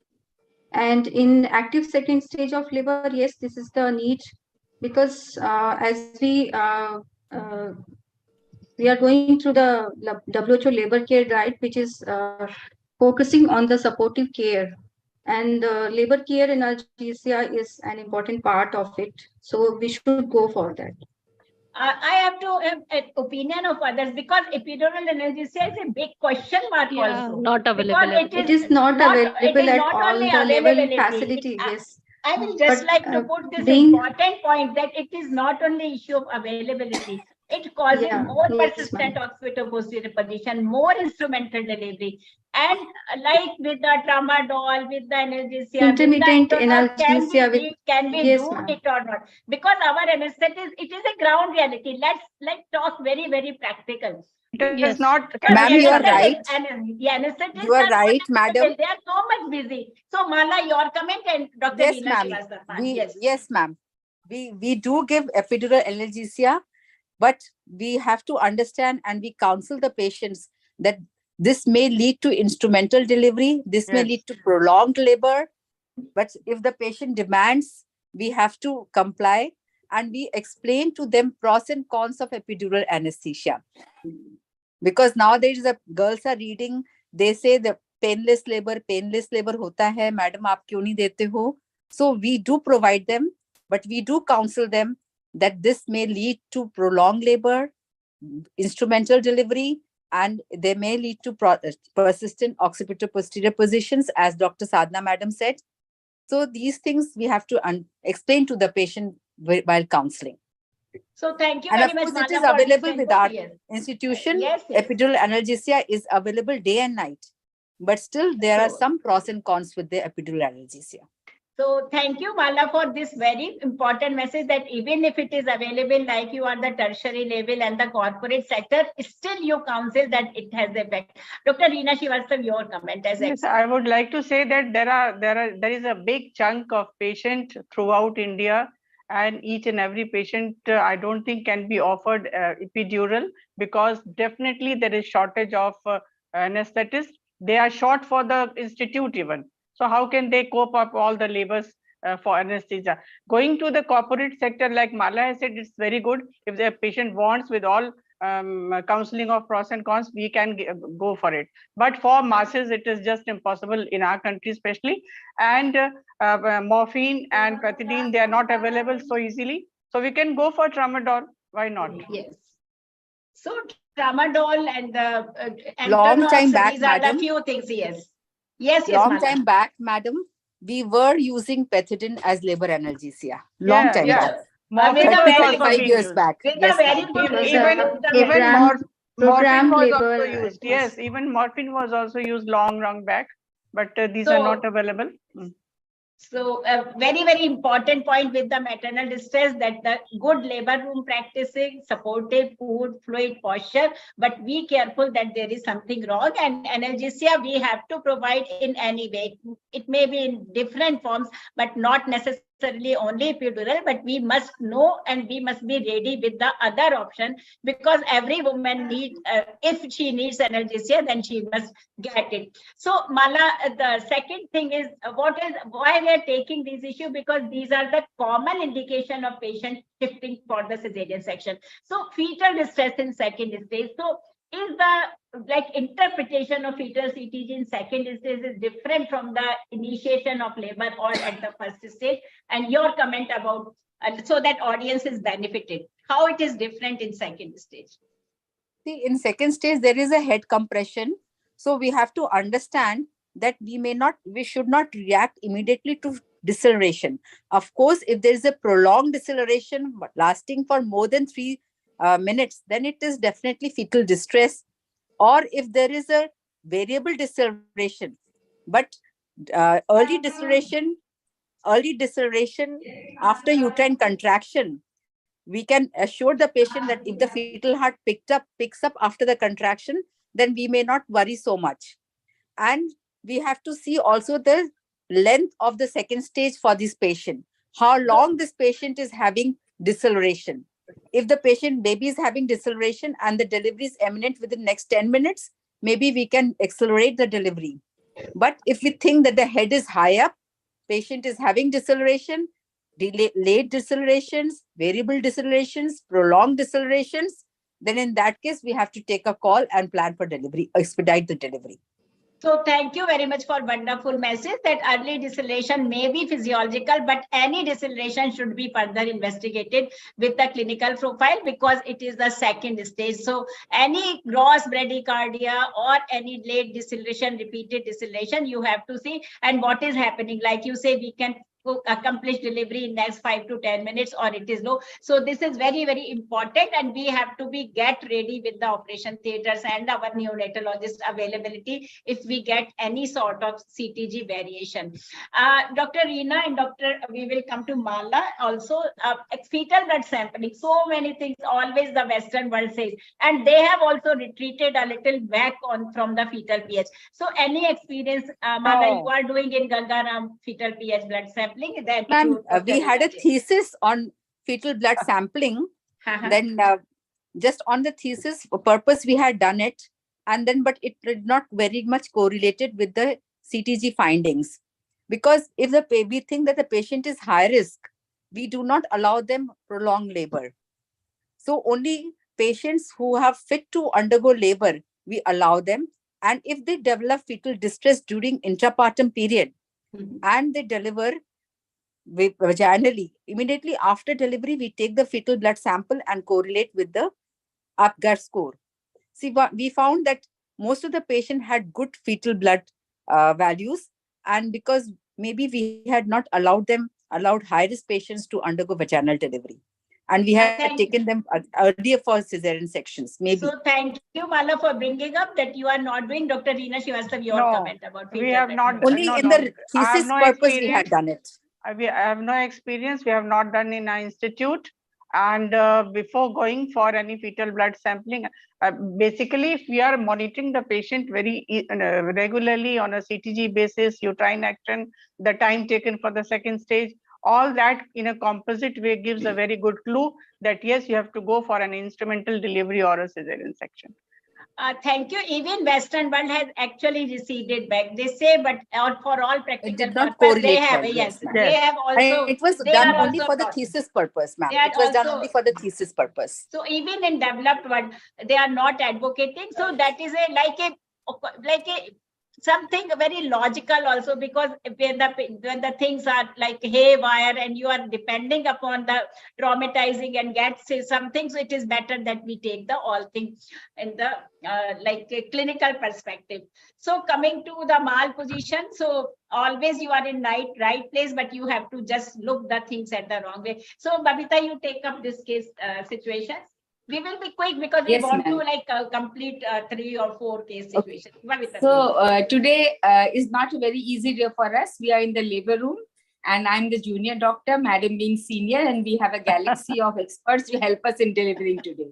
So Yes. she's a 28-year-old second gravida with 1 abortion. Her antenatal checkup and records are normal. She was admitted at 12 noon with 3 centimeter dilatation and a borderline pelvis, head being at station 0. Patient was scheduled for labor.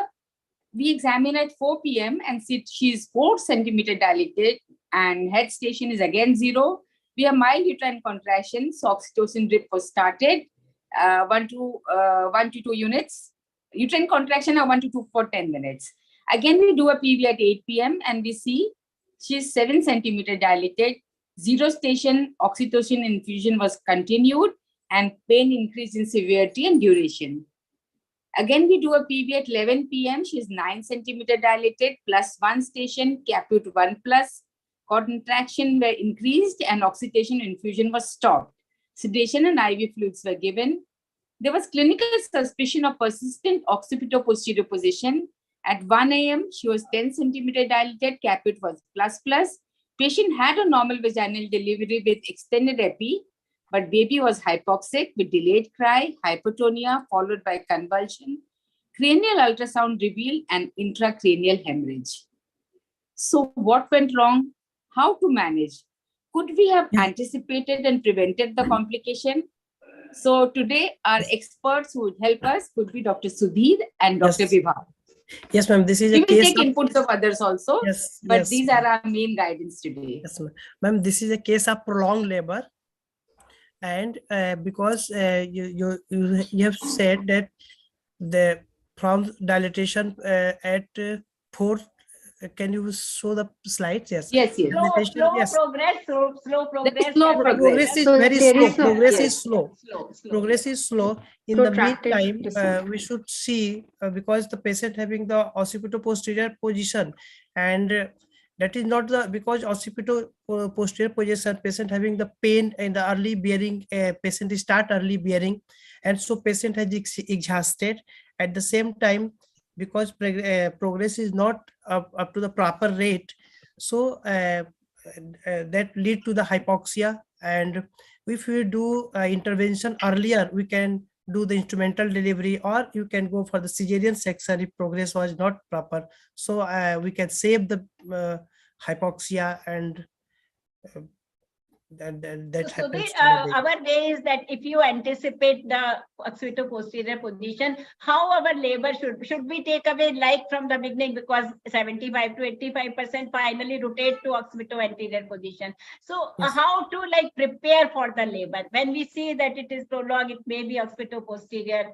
So how to like make ready our labor room and women and the family for a prolonged and a little bit harder labor, and what we should do for it, and Sudhir and then Vibha for it. Yes, ma'am. We should prepare. If just we have to see the partogram, we make the partogram, we assess the patient on the partogram. We see for the fetal distress, the sign of the fetal distress. We do the CTG, and if the that shows there is a fetal distress, and with all our effort like the giving the oxytocin, if labor is all slow, if there is a fetal distress, we should not give the oxytocin because that will also increase the fetal distress and hypoxia. So we go for the cesarean section or instrumental. You can go for the instrumental delivery also. We can apply the vacuum or the forceps delivery. So Vibha, your comment on this occipito-posterior, how do Ma'am, you anticipate, how do you manage? Yes, ma'am. Ma'am, as the case shows, there is definitely a prolonged second stage, and started from protracted descent of the fetal head. In all situations, we have to see the 3 P's: the passenger, the passage, and the power. So if power was adequate, so there must be some problem with the passage.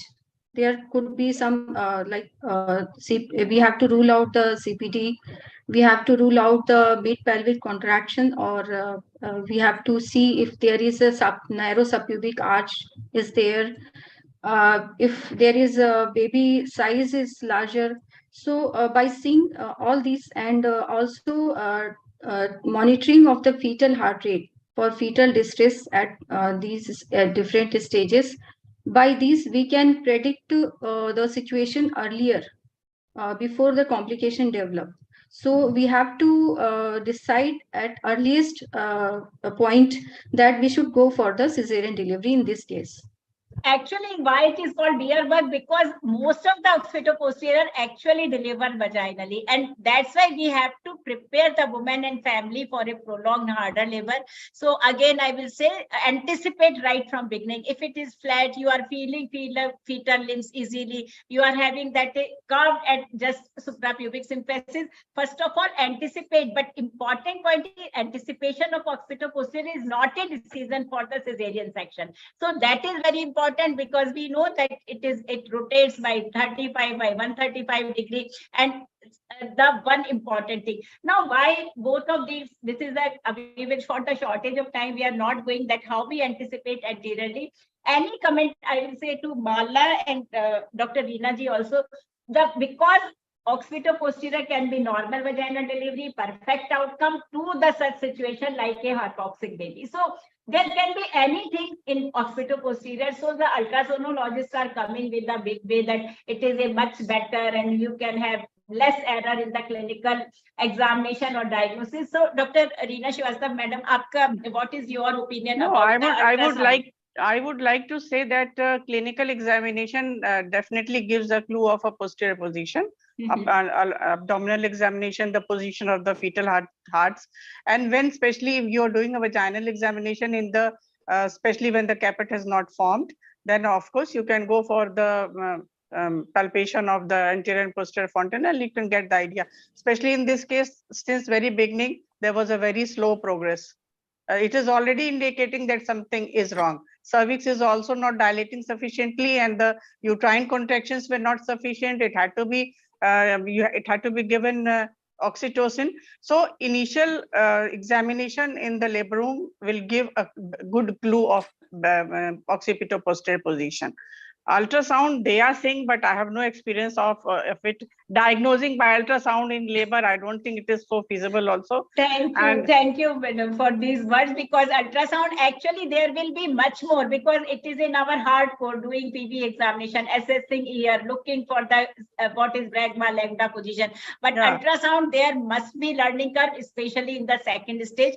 But though there are few good papers, and just now in Kerala, Calicut, we have one madam who was so much confident about ultrasound diagnosis, so that you are not in doubt, but you are very surely say. But still there is a lot of learning curve with it, and of course the availability of ultrasound machine. So that is the abdominal probe which is using vaginally, and they say that it is much less invasive, much less discomforting to the patient. Yes, Dr. Reena. Now, I would like to say that normally a basic ultrasound, to learn a basic ultrasound, do all obstetricians know it? How will they be able to learn the ultrasound so easily during labor? That is a big question. So one person can do it. One person who is very expert can do it. I don't defy. But the thing is, how can all the persons in the labor room? This is a thing to be known by all the persons attending the labor room, whosoever expert is there. So is it easy for everybody to do an ultrasound during labor? I don't think so. It's better to on admission, one has to be very, very active in diagnosing whether it is occipitoposterior. That has to be counseled to the patient, to be alert for the slow progress. And when this patient had intracranial hemorrhage, definitely she must have had a clue of fetal distress on a CTG or fetal heart sound, or by the stethoscope. So much earlier it should have been intervened. What I feel. I would like to give one comment also, that the pelvis was average and borderline, in fact, in this case. Yes. So if the pelvis is borderline, if the liquor is not adequate, baby is a bit more than the average size, the chances of the head getting stuck is definitely there. And with the increasing caput molding, head staying at 0 station, the chances of arrest were definitely there. And after induction and augmentation, आप जबरदस्ती उसको ठेल ठेल के Yes. Passage से निकाल रहे हैं, chances of injury to mother Yes, and at baby. that point, huh? Now here comes the actually the thing which WHO, what Dr. WHO Labor Care Guide say. Actually, they have raised the WHO Labor Care Guide has raised the bar more than 2 hours. That is 3+1, 3 without epidural and 2+1. And Yes. there is a lot of like a question mark from all over the expert like Seema and everybody that more than 2 hours second stage duration can be having detrimental outcome over the mother. So FIGO have not changed the status, that is 2+1 and 1+1, but the new WHO Labor Care Guide says that it can be up to 4 hours. And there is a question mark about it, the second stage. So this is very, very important that yes, of course, if the patient was having pain, it is a simple, like if it is uterine insufficiency, we do oxytocin augmentation, but every time we need to have a re-checkup and the re-checkup. So Yes. the intervention which was, so Ruma, it is for you, once you are sure that it is second stage, a persistent occipito-posterior position, I'm not going to that. So how do you go ahead? It is only cesarean what we say, but actually the management of POP position is a little bit different. So Ruma, your comment about it. Ma'am, if it is a persistent occipito-posterior position, we can go for ventouse delivery, and we can also do manual rotation for the forceps delivery. Either and if it is not possible, if there is failure of forceps, trial of forceps, then we can go for a cesarean section also, for the safe. Better we don't go for the failure of trial, but it is better. So yes, Sadhana, Dr. Right. Yes, not in this case, because she's already a borderline pelvis. Yes.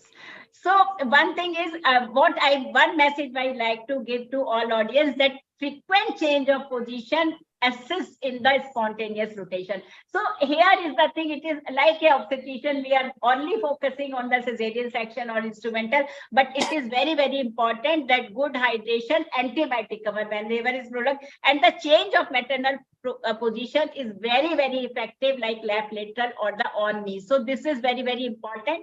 And how to anticipate, like forward leaning, that patient has the premature urge to push. That is also the sign for the persistent occipito-posterior. Oxytocin, know that whenever there is insufficient like uterine contraction, we can give oxytocin, standard method of care. And what I say, there is a big question mark, and the FIGO and the WHO actually varies in the duration, safe duration of second stage. And just to all the all the people who with us, that perineal phase from bear down to delivery of the fetus, at that time hypoxia occurs. So in second stage pelvic phase, that is full dilatation to bear down effort, there is no compromise much on the uteroplacental circulation. So you have to note down the time that it is now perineal phase, she is bearing down, and how much time have lost. And at that time, we have to make very, very quick decision. And we applaud WHO Labor Care Guide that they have included second stage of labor in their guide, which was not there in the partogram. So we are much more aware of the second stage complication, and whenever anything happens, we have to intervene.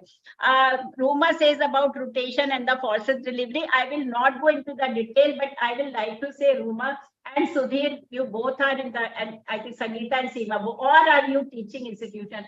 How far you are training the resident for the forceps delivery versus ventouse delivery versus no delivery, but only cesarean section. So what is the current situation about the training of forceps? Because we are not talking just to sake of like discussing something book. We want to have what is happening to our patient and what is happening to our teaching. So Ruma, Sudhir, Seema and Sangeeta, how do you train your resident for the assisted vaginal delivery? What is the situation about? Ma'am, definitely the forceps use has definitely gone down from our era. It has definitely, but our मतलब हमारी कोशिश रहती है कि हम उन्हें जो IUDs हैं उसमें at least they should learn to apply it. The other thing which has really come up is the litigations, which was not so much in our era. That if anything goes wrong, you have to have a proper consent before applying forceps. Many a times patients are not willing for that. They are more happy with the more safe cesarean section, and they don't want to take any risk with the baby. So But some actually, complications- situation is this: the second stage cesarean is also quite a emergency. That has got its Yes, own ma'am, I very, agree, very I high agree. risk. I So agree, one but it the, is, but yes, the trauma, but the trauma to the fetal head and maternal root is so definitely the there with the Sangeeta, forceps. your input about the training issue, because actually in Western, but it is a real matter of concern that in India and South Asia, where we are not having that good emergency obstetrical care, forceps and the ventil, forceps especially, delivery is going very down, but in the Western world, they are using very, very liberal assisting. So something where we have lost the way. It is not only, it is something where we have lost the way, because assisted, we will discuss all the complication in everything. You need a forceps delivery, be it a cord blood, you need a push, like a quick delivery. So Sudhir, what's your status in BRD? Sudhir and Ruma, how do you train your? Ma'am we are doing forceps delivery, और मतलब हम लोग बहुत अच्छे से करा रहे हैं मैम. यस, हम लोग करा रहे हैं, हम लोग सिखा भी रहे हैं, और हमारे तो रेजिडेंट्स कर रहे हैं मैम. Because that is, हाँ, बहुत thing- जरूरी चीज है, because it is something very life saving, and और हम लोग इतना ज्यादा forces लगाते हैं, it is not, it is, if you have a good selection of case, it really works wonders. It really Yes, ma'am, works the good very selection well. of the So case here is the matters, bridging the gap. So we should not be, we are also frightened too much, because we are not like tuned for that assessment, pelvic assessment, cephalic, and all the teachers, our appeal is that please retain this skill and like train to the resident. Yes, Not yes, going to, but practically speaking, ma'am, ventouse is the better option than the forceps application, because if you apply the ventouse, but if you are applying the ventouse, if it is possible, baby will deliver. Otherwise, if there is a difficulty, if pop-up is there with the ventouse, it's better to go for the cesarean section, because even baby's distress and that babies suppose having some hypoxia, that is not because of the forceps, but patient will blame, even pediatrician will blame you that this is because of your forceps. That is the issue actually. Medical legal, potential medical legal issues are hanging over us. That is very, very important. But yet we say we cannot escape. Nowadays, ma'am, I, in my personal opinion, one should not use the forceps. No, I have got a wonderful. Actually, we are using it, Dr. Sudhir. Ventouse has got its own limitation. Actually, ventouse has more like chances of subgaleal hematoma and signon and everything. And But more few cases, cases, chance. few Ma'am, cases patient where there is lot of caput and all that, it is difficult to apply ventouse. Ma'am, ventouse when applied properly, it is good. But ma'am, I emphasize when we are applying forceps, if the forceps is normally apply करने के बाद आपका lock हो जाता है easily, then you apply the forceps. अगर lock नहीं हो रहा, don't go for it. Yes, Don't yes, go for it. definitely, definitely. And occipital posterior has a different direction, but I am not going to details. We are not going, because first of all, there must be forceps. So what to say? And then we learn to sketch. So ventouse has got its own selection. Like it is a different criteria that you cannot apply in the preterm baby. You cannot apply, and the forceps has got certain good selection of cases, like we have the cord prolapse in the second stage or something. So we have to master. We cannot go away with any technique, and we should be like proudly retain our obstetrical art. Actually, so, can I say something? Yes, Forceps causes more injury to the mother, and ventouse causes more injury to the fetus. Fetus. Fetus. That is right. Yes, it is more injurious to fetus, because even in cesarean section, use of ventouse has been associated with more fetal injuries, and somehow. So we have to be careful about it. Babita, you read out second case. In 15 minutes, Yes, we will finish up. Na? So what we see was, in this case, the second stage of labor was a roller coaster ride. And now we come to the second situation. She's a primary gravida, 27-year-old, a low-risk patient admitted in active labor at 6 centimeter dilatation at 6 p.m. Her pelvis is adequate and her CT is reassuring. She has good fetal contraction, and at 8 p.m. she is 8 centimeter dilated, 9 p.m. she is fully dilated. And while doing PV examination, we observed there is thick meconium. We quickly put the Doppler and see that the fetal heart rate is around 110 per minute and dip it to 90 during uterine contraction. So what we are dealing with the case of midlife. Will you do an assisted vaginal delivery or a C-section? What is going on? Delivery by the instrumental delivery, we can use the ventouse. Please mute everybody except the speaker. Saiti, please mute except panelists. Yes, ma'am. Yes, ma'am. Kindly. Yes. Yes. Yeah, we expedite the delivery by using the ventouse, or you may use the forceps delivery. So our question is, Sangeeta, what is the station of the head? Fully dilated. Fully dilated. Station. Head on station. Head समझिए +2. So I think, ma'am, if it is +2, we should go for assisted vaginal delivery. Forceps and ventouse we can go for. But have a quick examination of everything. Nowadays, we get the report of color Doppler having loops of cords and everything around neck. This also causes the meconium staining at the later stages. When it comes at the perineum, then usually baby passes the meconium. But still, we have got time. We can go for the assisted vaginal delivery after quickly explaining the attendants that this is happening. So Sangeeta very rightly said, the golden message from Sangeeta is that we have to look the whole antenatal. If baby was IUGR, if she was having the oligohydramnios, like you say, cord around the neck, though in the like a routine thing, it is not recommended that we always like notice this, note down the cord around the neck. But the whole situation we have to review, because if the IUGR oligohydramnios, these babies had the meconium aspiration syndrome, and we have to be more careful. But if it is a thin meconium, reassuring fetal heart, very good antenatal profile. So thin meconium we can have the time, but thick meconium is the time to review all the clinical situation and do the decision accordingly, because we all see sometimes the thick meconium and the babies immediately cry, and sometimes we really struggle hard because the baby is in the meconium aspiration syndrome. So clinical review, very, very important message by Sangeeta, that you have to say the overall clinical situation.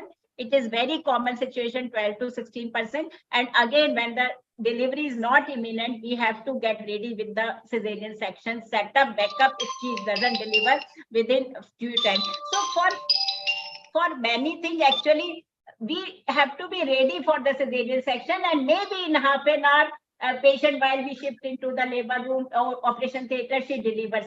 We should not take as a loss of faith.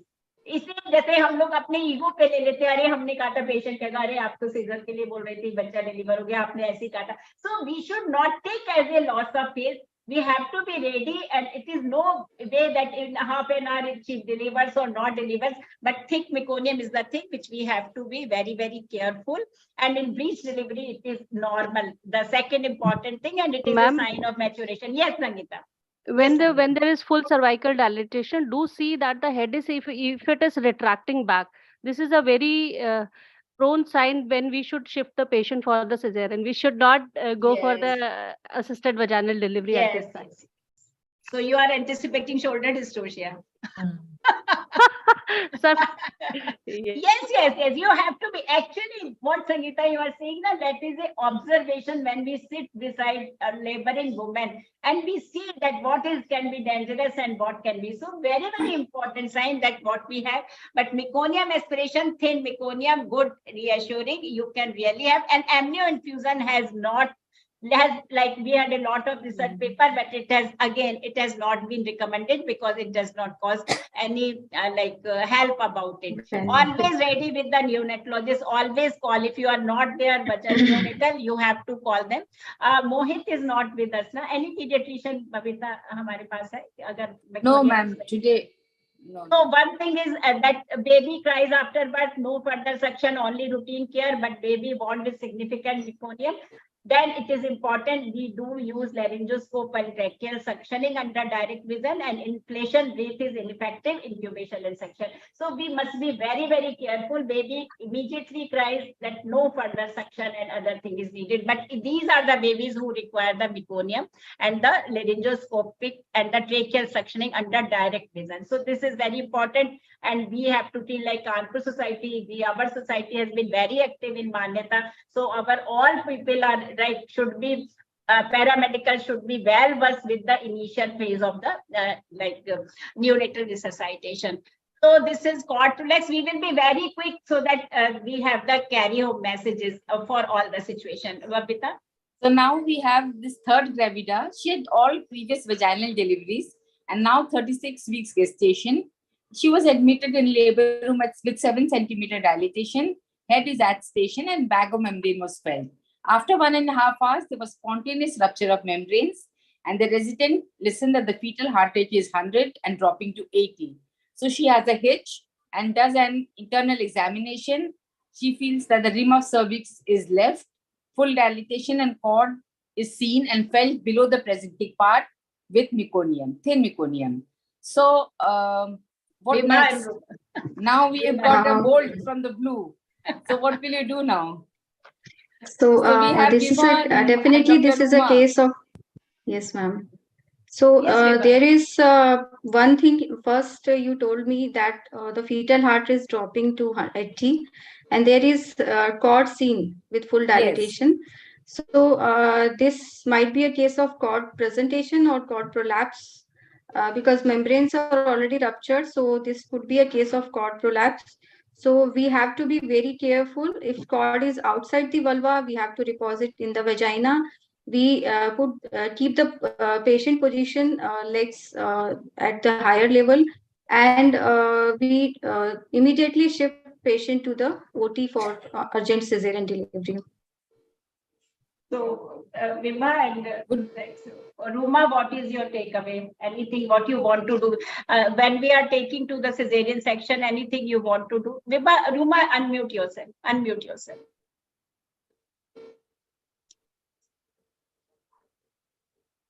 Cervix is fully dilated, almost fully dilated. So yes, of course, we should deposit the prolapse cords into the vagina, and patient should be put in the exaggerated Sims position, and we should shift the patient to OT. But in between, we should try for the assisted vaginal delivery, forceps delivery, keeping the cords above. Pressure one question about the all panel. That everyone says that the cord to be cord is vagina. So we elevate the presenting part so that cord is not compressed, or we handle the cord. There are two things. One is that we are elevating the fetal head so the cord is not compressed, and one is that we are handling the cord and pushing it up. So what usually what you do?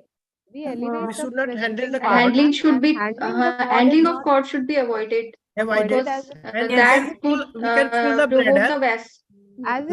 Fill up the bladder so that the presenting part goes high, as well as don't remove your fingers from the vagina. Keep it there so that they are not exposed to the outer air, and urgently shift the patient for the cesarean section or in the OT for the assisted vaginal delivery if it is possible.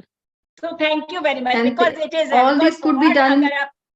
Yes, if you are handling cord, that will cause more vasospasm. So you elevate the head, and the bladder filling is okay, and the steep Randall position, and one has to keep the pressure of the cord until the delivery occurs through the cesarean section. So these are few important points, and when we have the second stage in the hospital, then we can actually save these babies pretty well. But if it is in the home or something, then it is. And what you say that whenever one thing to all the trainees and the paramedical, if there is a rupture of membrane, do PV examination.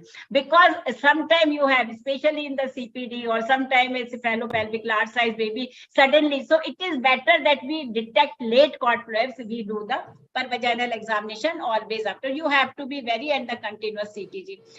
All what I say, always assisted vaginal delivery comes to your rescue, and we have to learn and retain this art. Final thing as a shoulder jump, it is a last case situation that the Mala and Vibha, you have got that call that the low risk patient has delivered and the shoulder has stuck. So Mala, Vibha, what you tell on the telephone and what do you do once you reach at the site of labor? Shoulder dystocia, shoulder is arrested. Mala, you are with us now? Mala? Mala is with us. If the baby has delivered and the shoulder is not yet delivered, so we tell them elevate both knees to the chest, make McRoberts maneuver, and try to so that this increases the AP diameter of the outlet, and then you can have more place to deliver the shoulder. तो आप phone पे फिर से कहेंगे पहले तो patient को इसका फ्लेक्स करके एबडक्ट करो ना, पहली चीज. Elevate both knees to the chest and hyper flex, and so that you have more space to deliver the shoulders. और क्या फटाफट? Don't panic. Don't panic. No fundal pressure. Ma'am, suprapubic pressure also can help, and then you can also rotate the shoulders. Rotate the shoulders. Anterior shoulder becomes posterior, then there's a more space in the sacrum, and then you can deliver the posterior shoulder first and then followed by the anterior shoulder. Any experience of the posterior axilla? Very rightly said, Sangeeta and Mala. First of all, McRobert position, suprapubic pressure. I will just say suprapubic pressure. Any specific comment you want to give? It is a simple suprapubic pressure. Ma'am, bladder should be empty. Bladder should be empty. And we should care for analgesia also, and we should perform a liberal episiotomy there, so that we can do these maneuvers, deliver the fetus easily. So one thing I will like to say, suprapubic pressure, one should stand on the left side of the table, and it should be right. जहाँ पे आपका shoulder press कर रहा है उसी direction में देना चाहिए. It should be forcible. तो एक आपको assistant चाहिए जो stool पे खड़ा होके और पूरा pressure दे जिससे कि वो adduct हो. And episiotomy also. One thing about the diagnosis, I will say this is a big, very, very, very nice paper by Savas. हम लोग शोल्डर डिस्टोशिया को तब कहते हैं जब वन और डाउनवर्ड ट्रैक्शन होता है और बेबी का शोल्डर नहीं डिलीवर होता. We diagnose shoulder dystocia.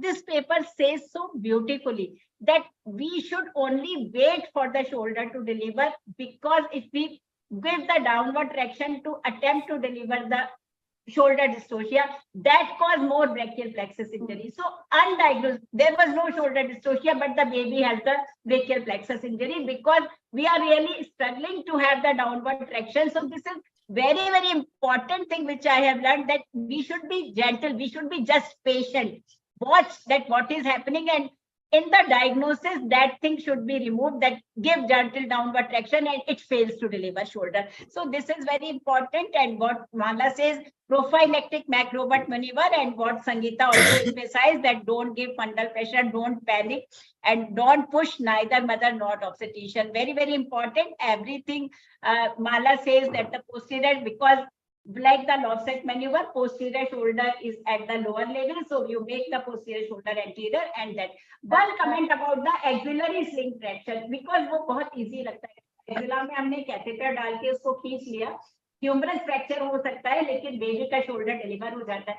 So Mala and Dr. Reena, your comment about it. So it is all because we are not going into theory. McRobert.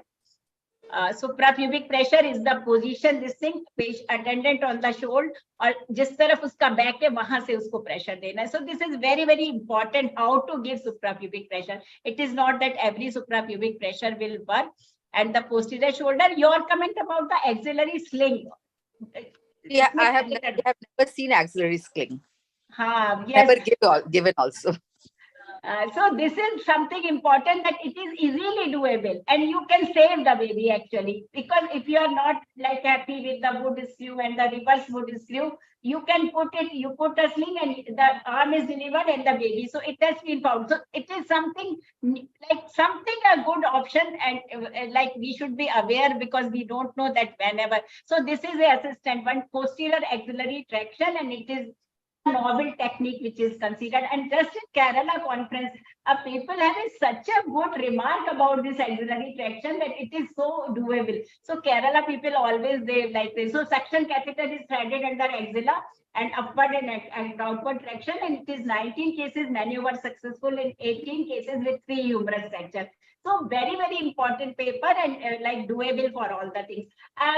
4-on-4 position, Reena ji, your comment about that, it has suddenly, Dr. Reena and Dr. Mala, about all 4 positions. It is doable, or it is really we can use in the disparate situation. Unmute, madam. Unmute, voice is not. Yeah. It is doable, because if you put this patient in this position, the posterior axilla is easily, posterior shoulder is easily accessible. You can bring it down and then the anterior would come out. I think it is doable. Yes.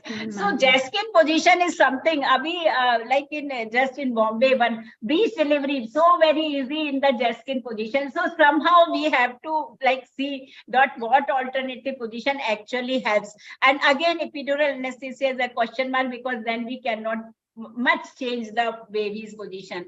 Last resort, medical legal issue. I think we will come to Mala for medical legal issue. If you have is the shoulder dystocia, how we should like document the things on the paper, because most of the time we have to anticipate shoulder problems. If we think that the baby is a good size baby for your mother, because sometimes what happens that your mother are average size, and 3.5 kilo or 3.8 kilo babies, they may have problems with the shoulder dystocia. And sometimes one thing is that it can happen shoulder dystocia. So we want to have your comment how to document, so that we have a strong support, legal support, if there is any surgery or something. The documentation is important. We have to write the time of delivery and what maneuvers did we do to deliver the baby, and at what time the head was delivered, and how much time did we take to deliver the shoulder, and what maneuvers we did, at what time we did the maneuvers.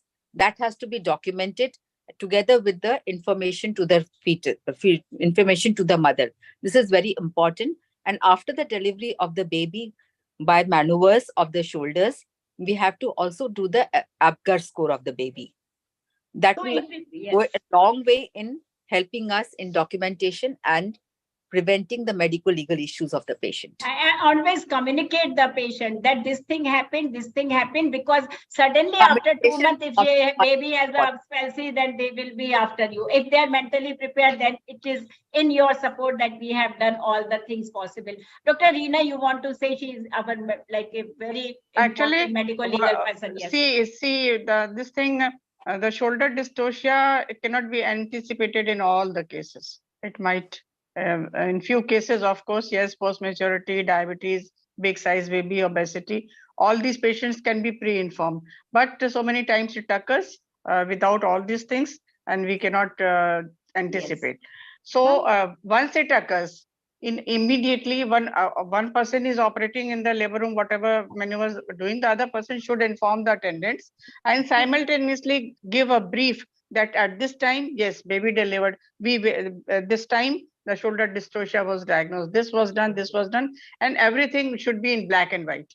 We should not hide that there was shoulder dystocia and we took out the baby. There was a low Apgar score. We gave oxygen, resuscitated, and gave to the attendants. No, all these things have to be documented. Tell the attendants this can happen to any patient, and these things happen, and this is what we have done. If it is clear at that time, I think we are saved from the medical legal issues.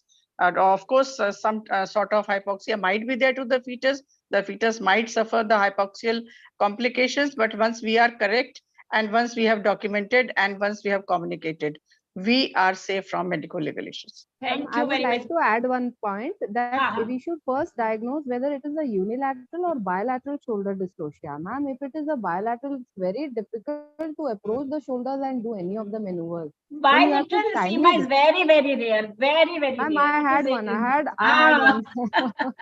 So that diagnosis is also very important timely yes, so yes, that you can restitute the head and go ahead because you can't try out any maneuver. That is the And biggest one do not clamp and cut the cord. This is very, very important. So everything, do not panic and do not clamp and cut the cord.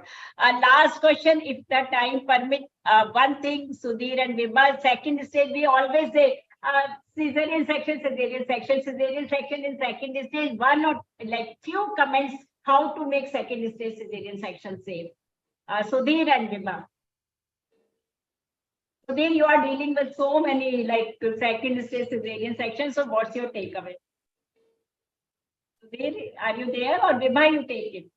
Yes, ma'am. Because it is very difficult for an obstetrician if we come to the second stage cesarean section.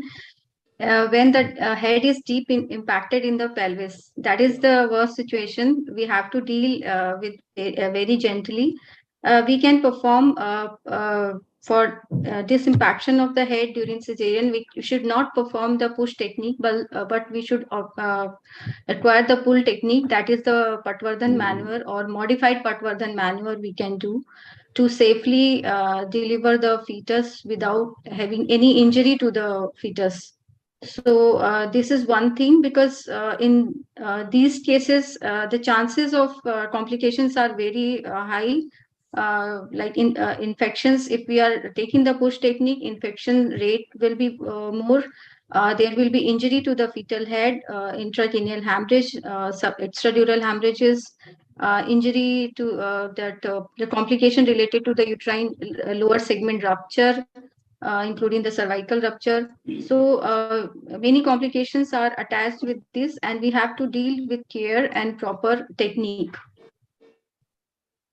Thank you very much. Anybody like to comment on second stage? So one Yes, is the ma'am. jammed head, then all the push, pull, reverse, breach, everything we have to be ready. But we have to plan that what we are going to do in this patient. So this is important, and always check for the injuries. Like don't be in rush. Always look that the cervix is dry, is bleeding. Seema, you wanted to say something. Seema, yes.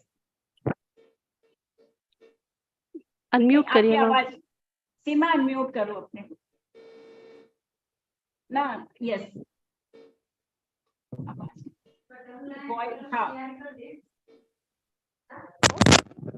Am I audible? I'm audible? Yes, ma'am. Yes, Yeah. yes. If the back is anterior, Patwardhan is the best, and if the back is posterior, then reverse breach is the best. Ma'am, we have. Hello. In fact, in the doctor Neelam Mishra को mute कर दीजिएगा. Hello. Ma'am, if the back is anterior, Patwardhan is the best. Back is posterior, reverse breach is the best. And in case of this impaction of the head, if it is deep down and if it is in fact occipito-posterior, then again, taking out the head presents a bit of difficulty, and the chances of injury are high, both to the baby and the mother. So taking out by the Patwardhan and breach are far comfortable, are doable. जल्दी हो जाते हैं ma'am, and definitely the lacerations and that मेरा अपना in practice I am telling my own experience has been much better with these techniques. So lacerations you have to look always in the second stage. So don't be in hurry. Just you have to be careful and a right incision a little bit higher. It's Higher. because bladder is forwarded and the Yes, uterus is yes. don't struggle with the small incisions so the baby is always stuck, and always infection prevention. So these are few important things. So one first step is to question everything in wisdom, and one last in the come to terms with everything. So we accept everything, every experience, every technique, and surgeon have to be very resilient, flexible, as well as the careful. So thank you for very active discussion, a great learning and sharing session. Never stop learning because life never stops teaching. And with this, I think I seek everybody's good wishes, vote and support for my Foxy presidential candidature. So thank you once again. Best wishes to you for your future Best wishes endeavor. to ma'am. Best Thank wishes, you. ma'am. Best wishes. President बन जाओ. हाँ ma'am, we are there for you ma'am. हाँ, हम लोग सब काम कर रहे हैं. Thank you, sir. Dr. Gangadhar Sahu always blesses us with his constant presence. Or your comment, sir. And Dr. Neelam Mishra is still, she is in emergency, but she is with us. Dr. Neelam Mishra. Dr. Gangadhar Sahu, your comment. And Saiti, take a speaker view of Dr. Gangadhar Sahu. Okay, ma'am. Yes. So thank you, madam, to give the concluding message or take-home message of my experience along with the subjects. So I have gone through the labor care guide, but a few things I want to say that you can give a second thought to it. Number one is the blanket rule of 5 centimeter dilatation should be taken into consideration. So that is one, that is depending on the situation. Suppose it comes with 3 or 4 centimeter dilated, but the intensity of the contraction or the duration of contraction, both in intensity and duration is more, then one can ignore that 5 centimeter and admit the patient. That is one. And second is arbitrary 4 hours interval checkup doing a PV. Suppose within that 4 hours, the mother may deliver also. So therefore, that is again, one should rethink. Don't follow these guidelines like 4 hours interval, you have to see and inform your senior, all these things. And third thing is I am about very much skeptical regarding this involvement of the patient and her attendant when a crucial decision making is being done. For my opinion, taking the, treating obstetrician should have clarity on his or her decision before inviting the mother and her accompanying person to the decision making process. Unless the obstetrician is clear what he or she is going to do, if he invites the opinion of the non-technical persons like the mother and her husband, then it will be a mess. So you have to be clear about your thing and why you are going for this, whether vaginal birth or instrumental delivery or cesarean section. One should have clarity on that. And auscultation in every 5 minutes in second stage of labor, it is impractical. So first thing, because you have to auscultate for 1 minute, and then after contraction is over, another 30 seconds. So by this, you, used to 1.5 minutes. So again, a second contraction will overlap. That means you are not auscultating at all. So nowadays, sir, CTG is available. We are putting CTG. We are not auscultating with the stethoscope or Doppler. Nowadays, CTG is available and you can see everything on CTG. Madam. So that means you have to. And this 4, yeah. And this 4 hourly, you tell, sir, it is just to take, you should not do PV every time. Like the in the labor room, anybody comes and do PV. For these things, these rules are made. They are not exception. The exceptions are everywhere. Where it is needed, it should be done. But generally, people, they do PV anywhere unprepared without telling the patient, and then sister comes and do PV in the labor room, then doctor comes. So this should not be done. For that matter, I think these rules are made. The guideline says that you have to auscultate for 1 minute and 30 seconds after the contraction is over. Therefore, I am telling. For stage 1, you can see all these things. Stage 2, it is difficult. Even patient don't allow Doppler. Doppler is fine. But CT is very practical actually. To me, CTG is also very difficult in second stage because the patient is Doppler is fine. Doppler is the best. CTG is very easy. Somehow I'm really afraid they break up my CTG machine. They are so uncooperative at the second They stage. fall now. They fall and I think, oh my CTG machine, if it is over. So thank you, Dr. Sahu. It is No, very madam, important one point. that this is actually, before you go the other comment, that how we always question the Western people. I really question how a non-technical आपको scissor कराना है, birth करानी. अरे, we are seeing CPD, we are accessing everything. But like non-technical person, especially in first and second stage, sometimes it really cripples you and you have a minute by minute decision making. So here we have to be very, very supportive to our obstetrician and gynecologist. There is no time for a half an hour counseling when we are dealing with such complication. So thank you very much for that. And sir, your further comment. This WHO is Western style, ma'am. It is a Western thing. Their midwives are there, well trained. There, in our case, it is different. Madam, It is one Western, point on your panel discussion, I want to just suggest that whenever you are dealing with a case of second stage of labor, treating or managing it, forget about prevention. So now she is in labor in the second stage. Now how you are going to manage? So that is first.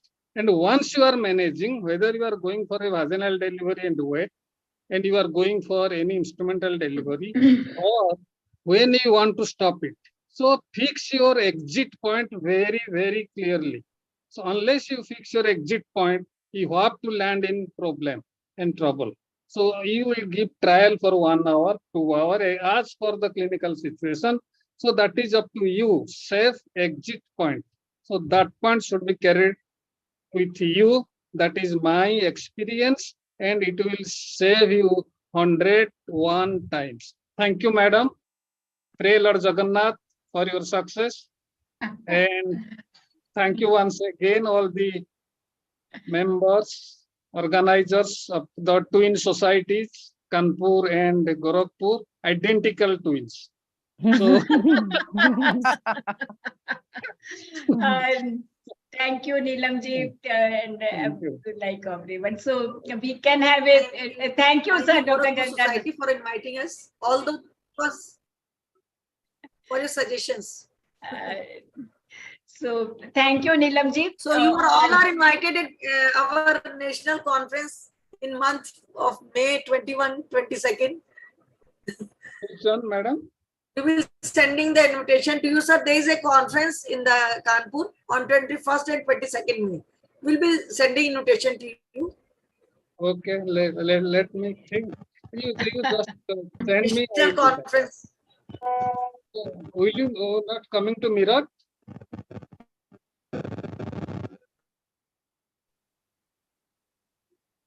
Sir is asking about the Meerut conference, ISOPAR conference. Yeah, we will try. Voice is not clear actually. I don't know. Madam, voice is very bad. I cannot hear. Madam. No, ma'am. I'll be coming, sir. I'll try my little best. At least to bid me farewell, you must come. I invite you to come and bid me farewell. I will be coming. So, Amrita, we can conclude the session with the formal vote of thanks. Who is giving? You are vote of thanks? Yes, we ma'am. can conclude the meeting. Okay. So thank you. Thanks to everybody for being here for such a long time. Dr. Maji is also with us. Thank you, sir, for being with actively, us all together. Thank you. Thank you. Now, we are not going to give farewell to Dr. Gangadhar Sahu. Yes, sir. That's what I was going to say. That was I asking. That was I was also going to say that we are not going to bid any farewell. Because his suggestions and association with me is highly needed. So thank you. There is a very good session today. Both sessions are very liver care guide. Actually, there are. If I can comment me over the liver care guide, repeatedly the partograph has been changed, and it is the really very sad. The partograph has not completely universally applicated in every places. But one positive thing is the liver care guide, is the importance of that woman concern in labor. And in every day, that is the shared decision with the woman and inform that will help in the daily labor. Other are discussed. I am not going to Okay, Dr. Neelam has very nicely discussed. And second stage has been commented by the Dr. Gangadhar Sahu also. There is a very good thing, very discussion. I have listened from beginning to end. Everything I have. Thank you all. Thank you for inviting me to this session. I think that Mirat, all of you come, and Dr. Gangadhar Sahu will be definitely presenting me the society at that time. So I think you are welcome in the Mirat. Yes, sir. Thank you. Sadhana, Dr. Best wishes for you, Dr. Sadhana Thank you, sir. 2023 in September, in the month of September. Thank you, sir. Thank you. The Ladakhu lady follow the mother and child the whole life. Many things you have learned from me. So conclude, Dr. Amrita. Thanks. Yes, sir. Thanks a lot. Thanks a lot to all the dignitaries for sharing their valuable time and staying with us for such a long time. So thanks to Gangadhar Sahu sir for being our chief guest. Thanks to Dr. Maji sir for being the guest of honor. Thanks to Meera Agnihotri ma'am. Though she was not present here, she sent her blessings. And thanks to our speaker, Dr. Neelam Mishra ma'am. Thanks to the wonderful chairpersons for giving their tips, Dr. Radhajina madam and Dr. Shikha Seth ma'am. Thanks to the moderator, Dr. Sadhna Gupta madam, the expert, Reena ma'am, and the co-moderator, Babita. All the wonderful panelists we had today, Dr. Mala Shrivastava, Dr. Seema Dwivedi, Dr. Sangeeta Arya, Dr. Ruma Sarkar, Dr. Sudhir Gupta, and Dr. Vibha. Mohit could not be here, unfortunately. We would have got inputs for the newborn through him. So thank you all, and thanks to all the attendees for joining us today. Thanks to Sahiti and the Shield Committee for organizing this webinar and giving us this platform. So now we conclude the session. And Madhubala ma'am, thanks. Thanks for being here every time. You are a troubleshooter for us.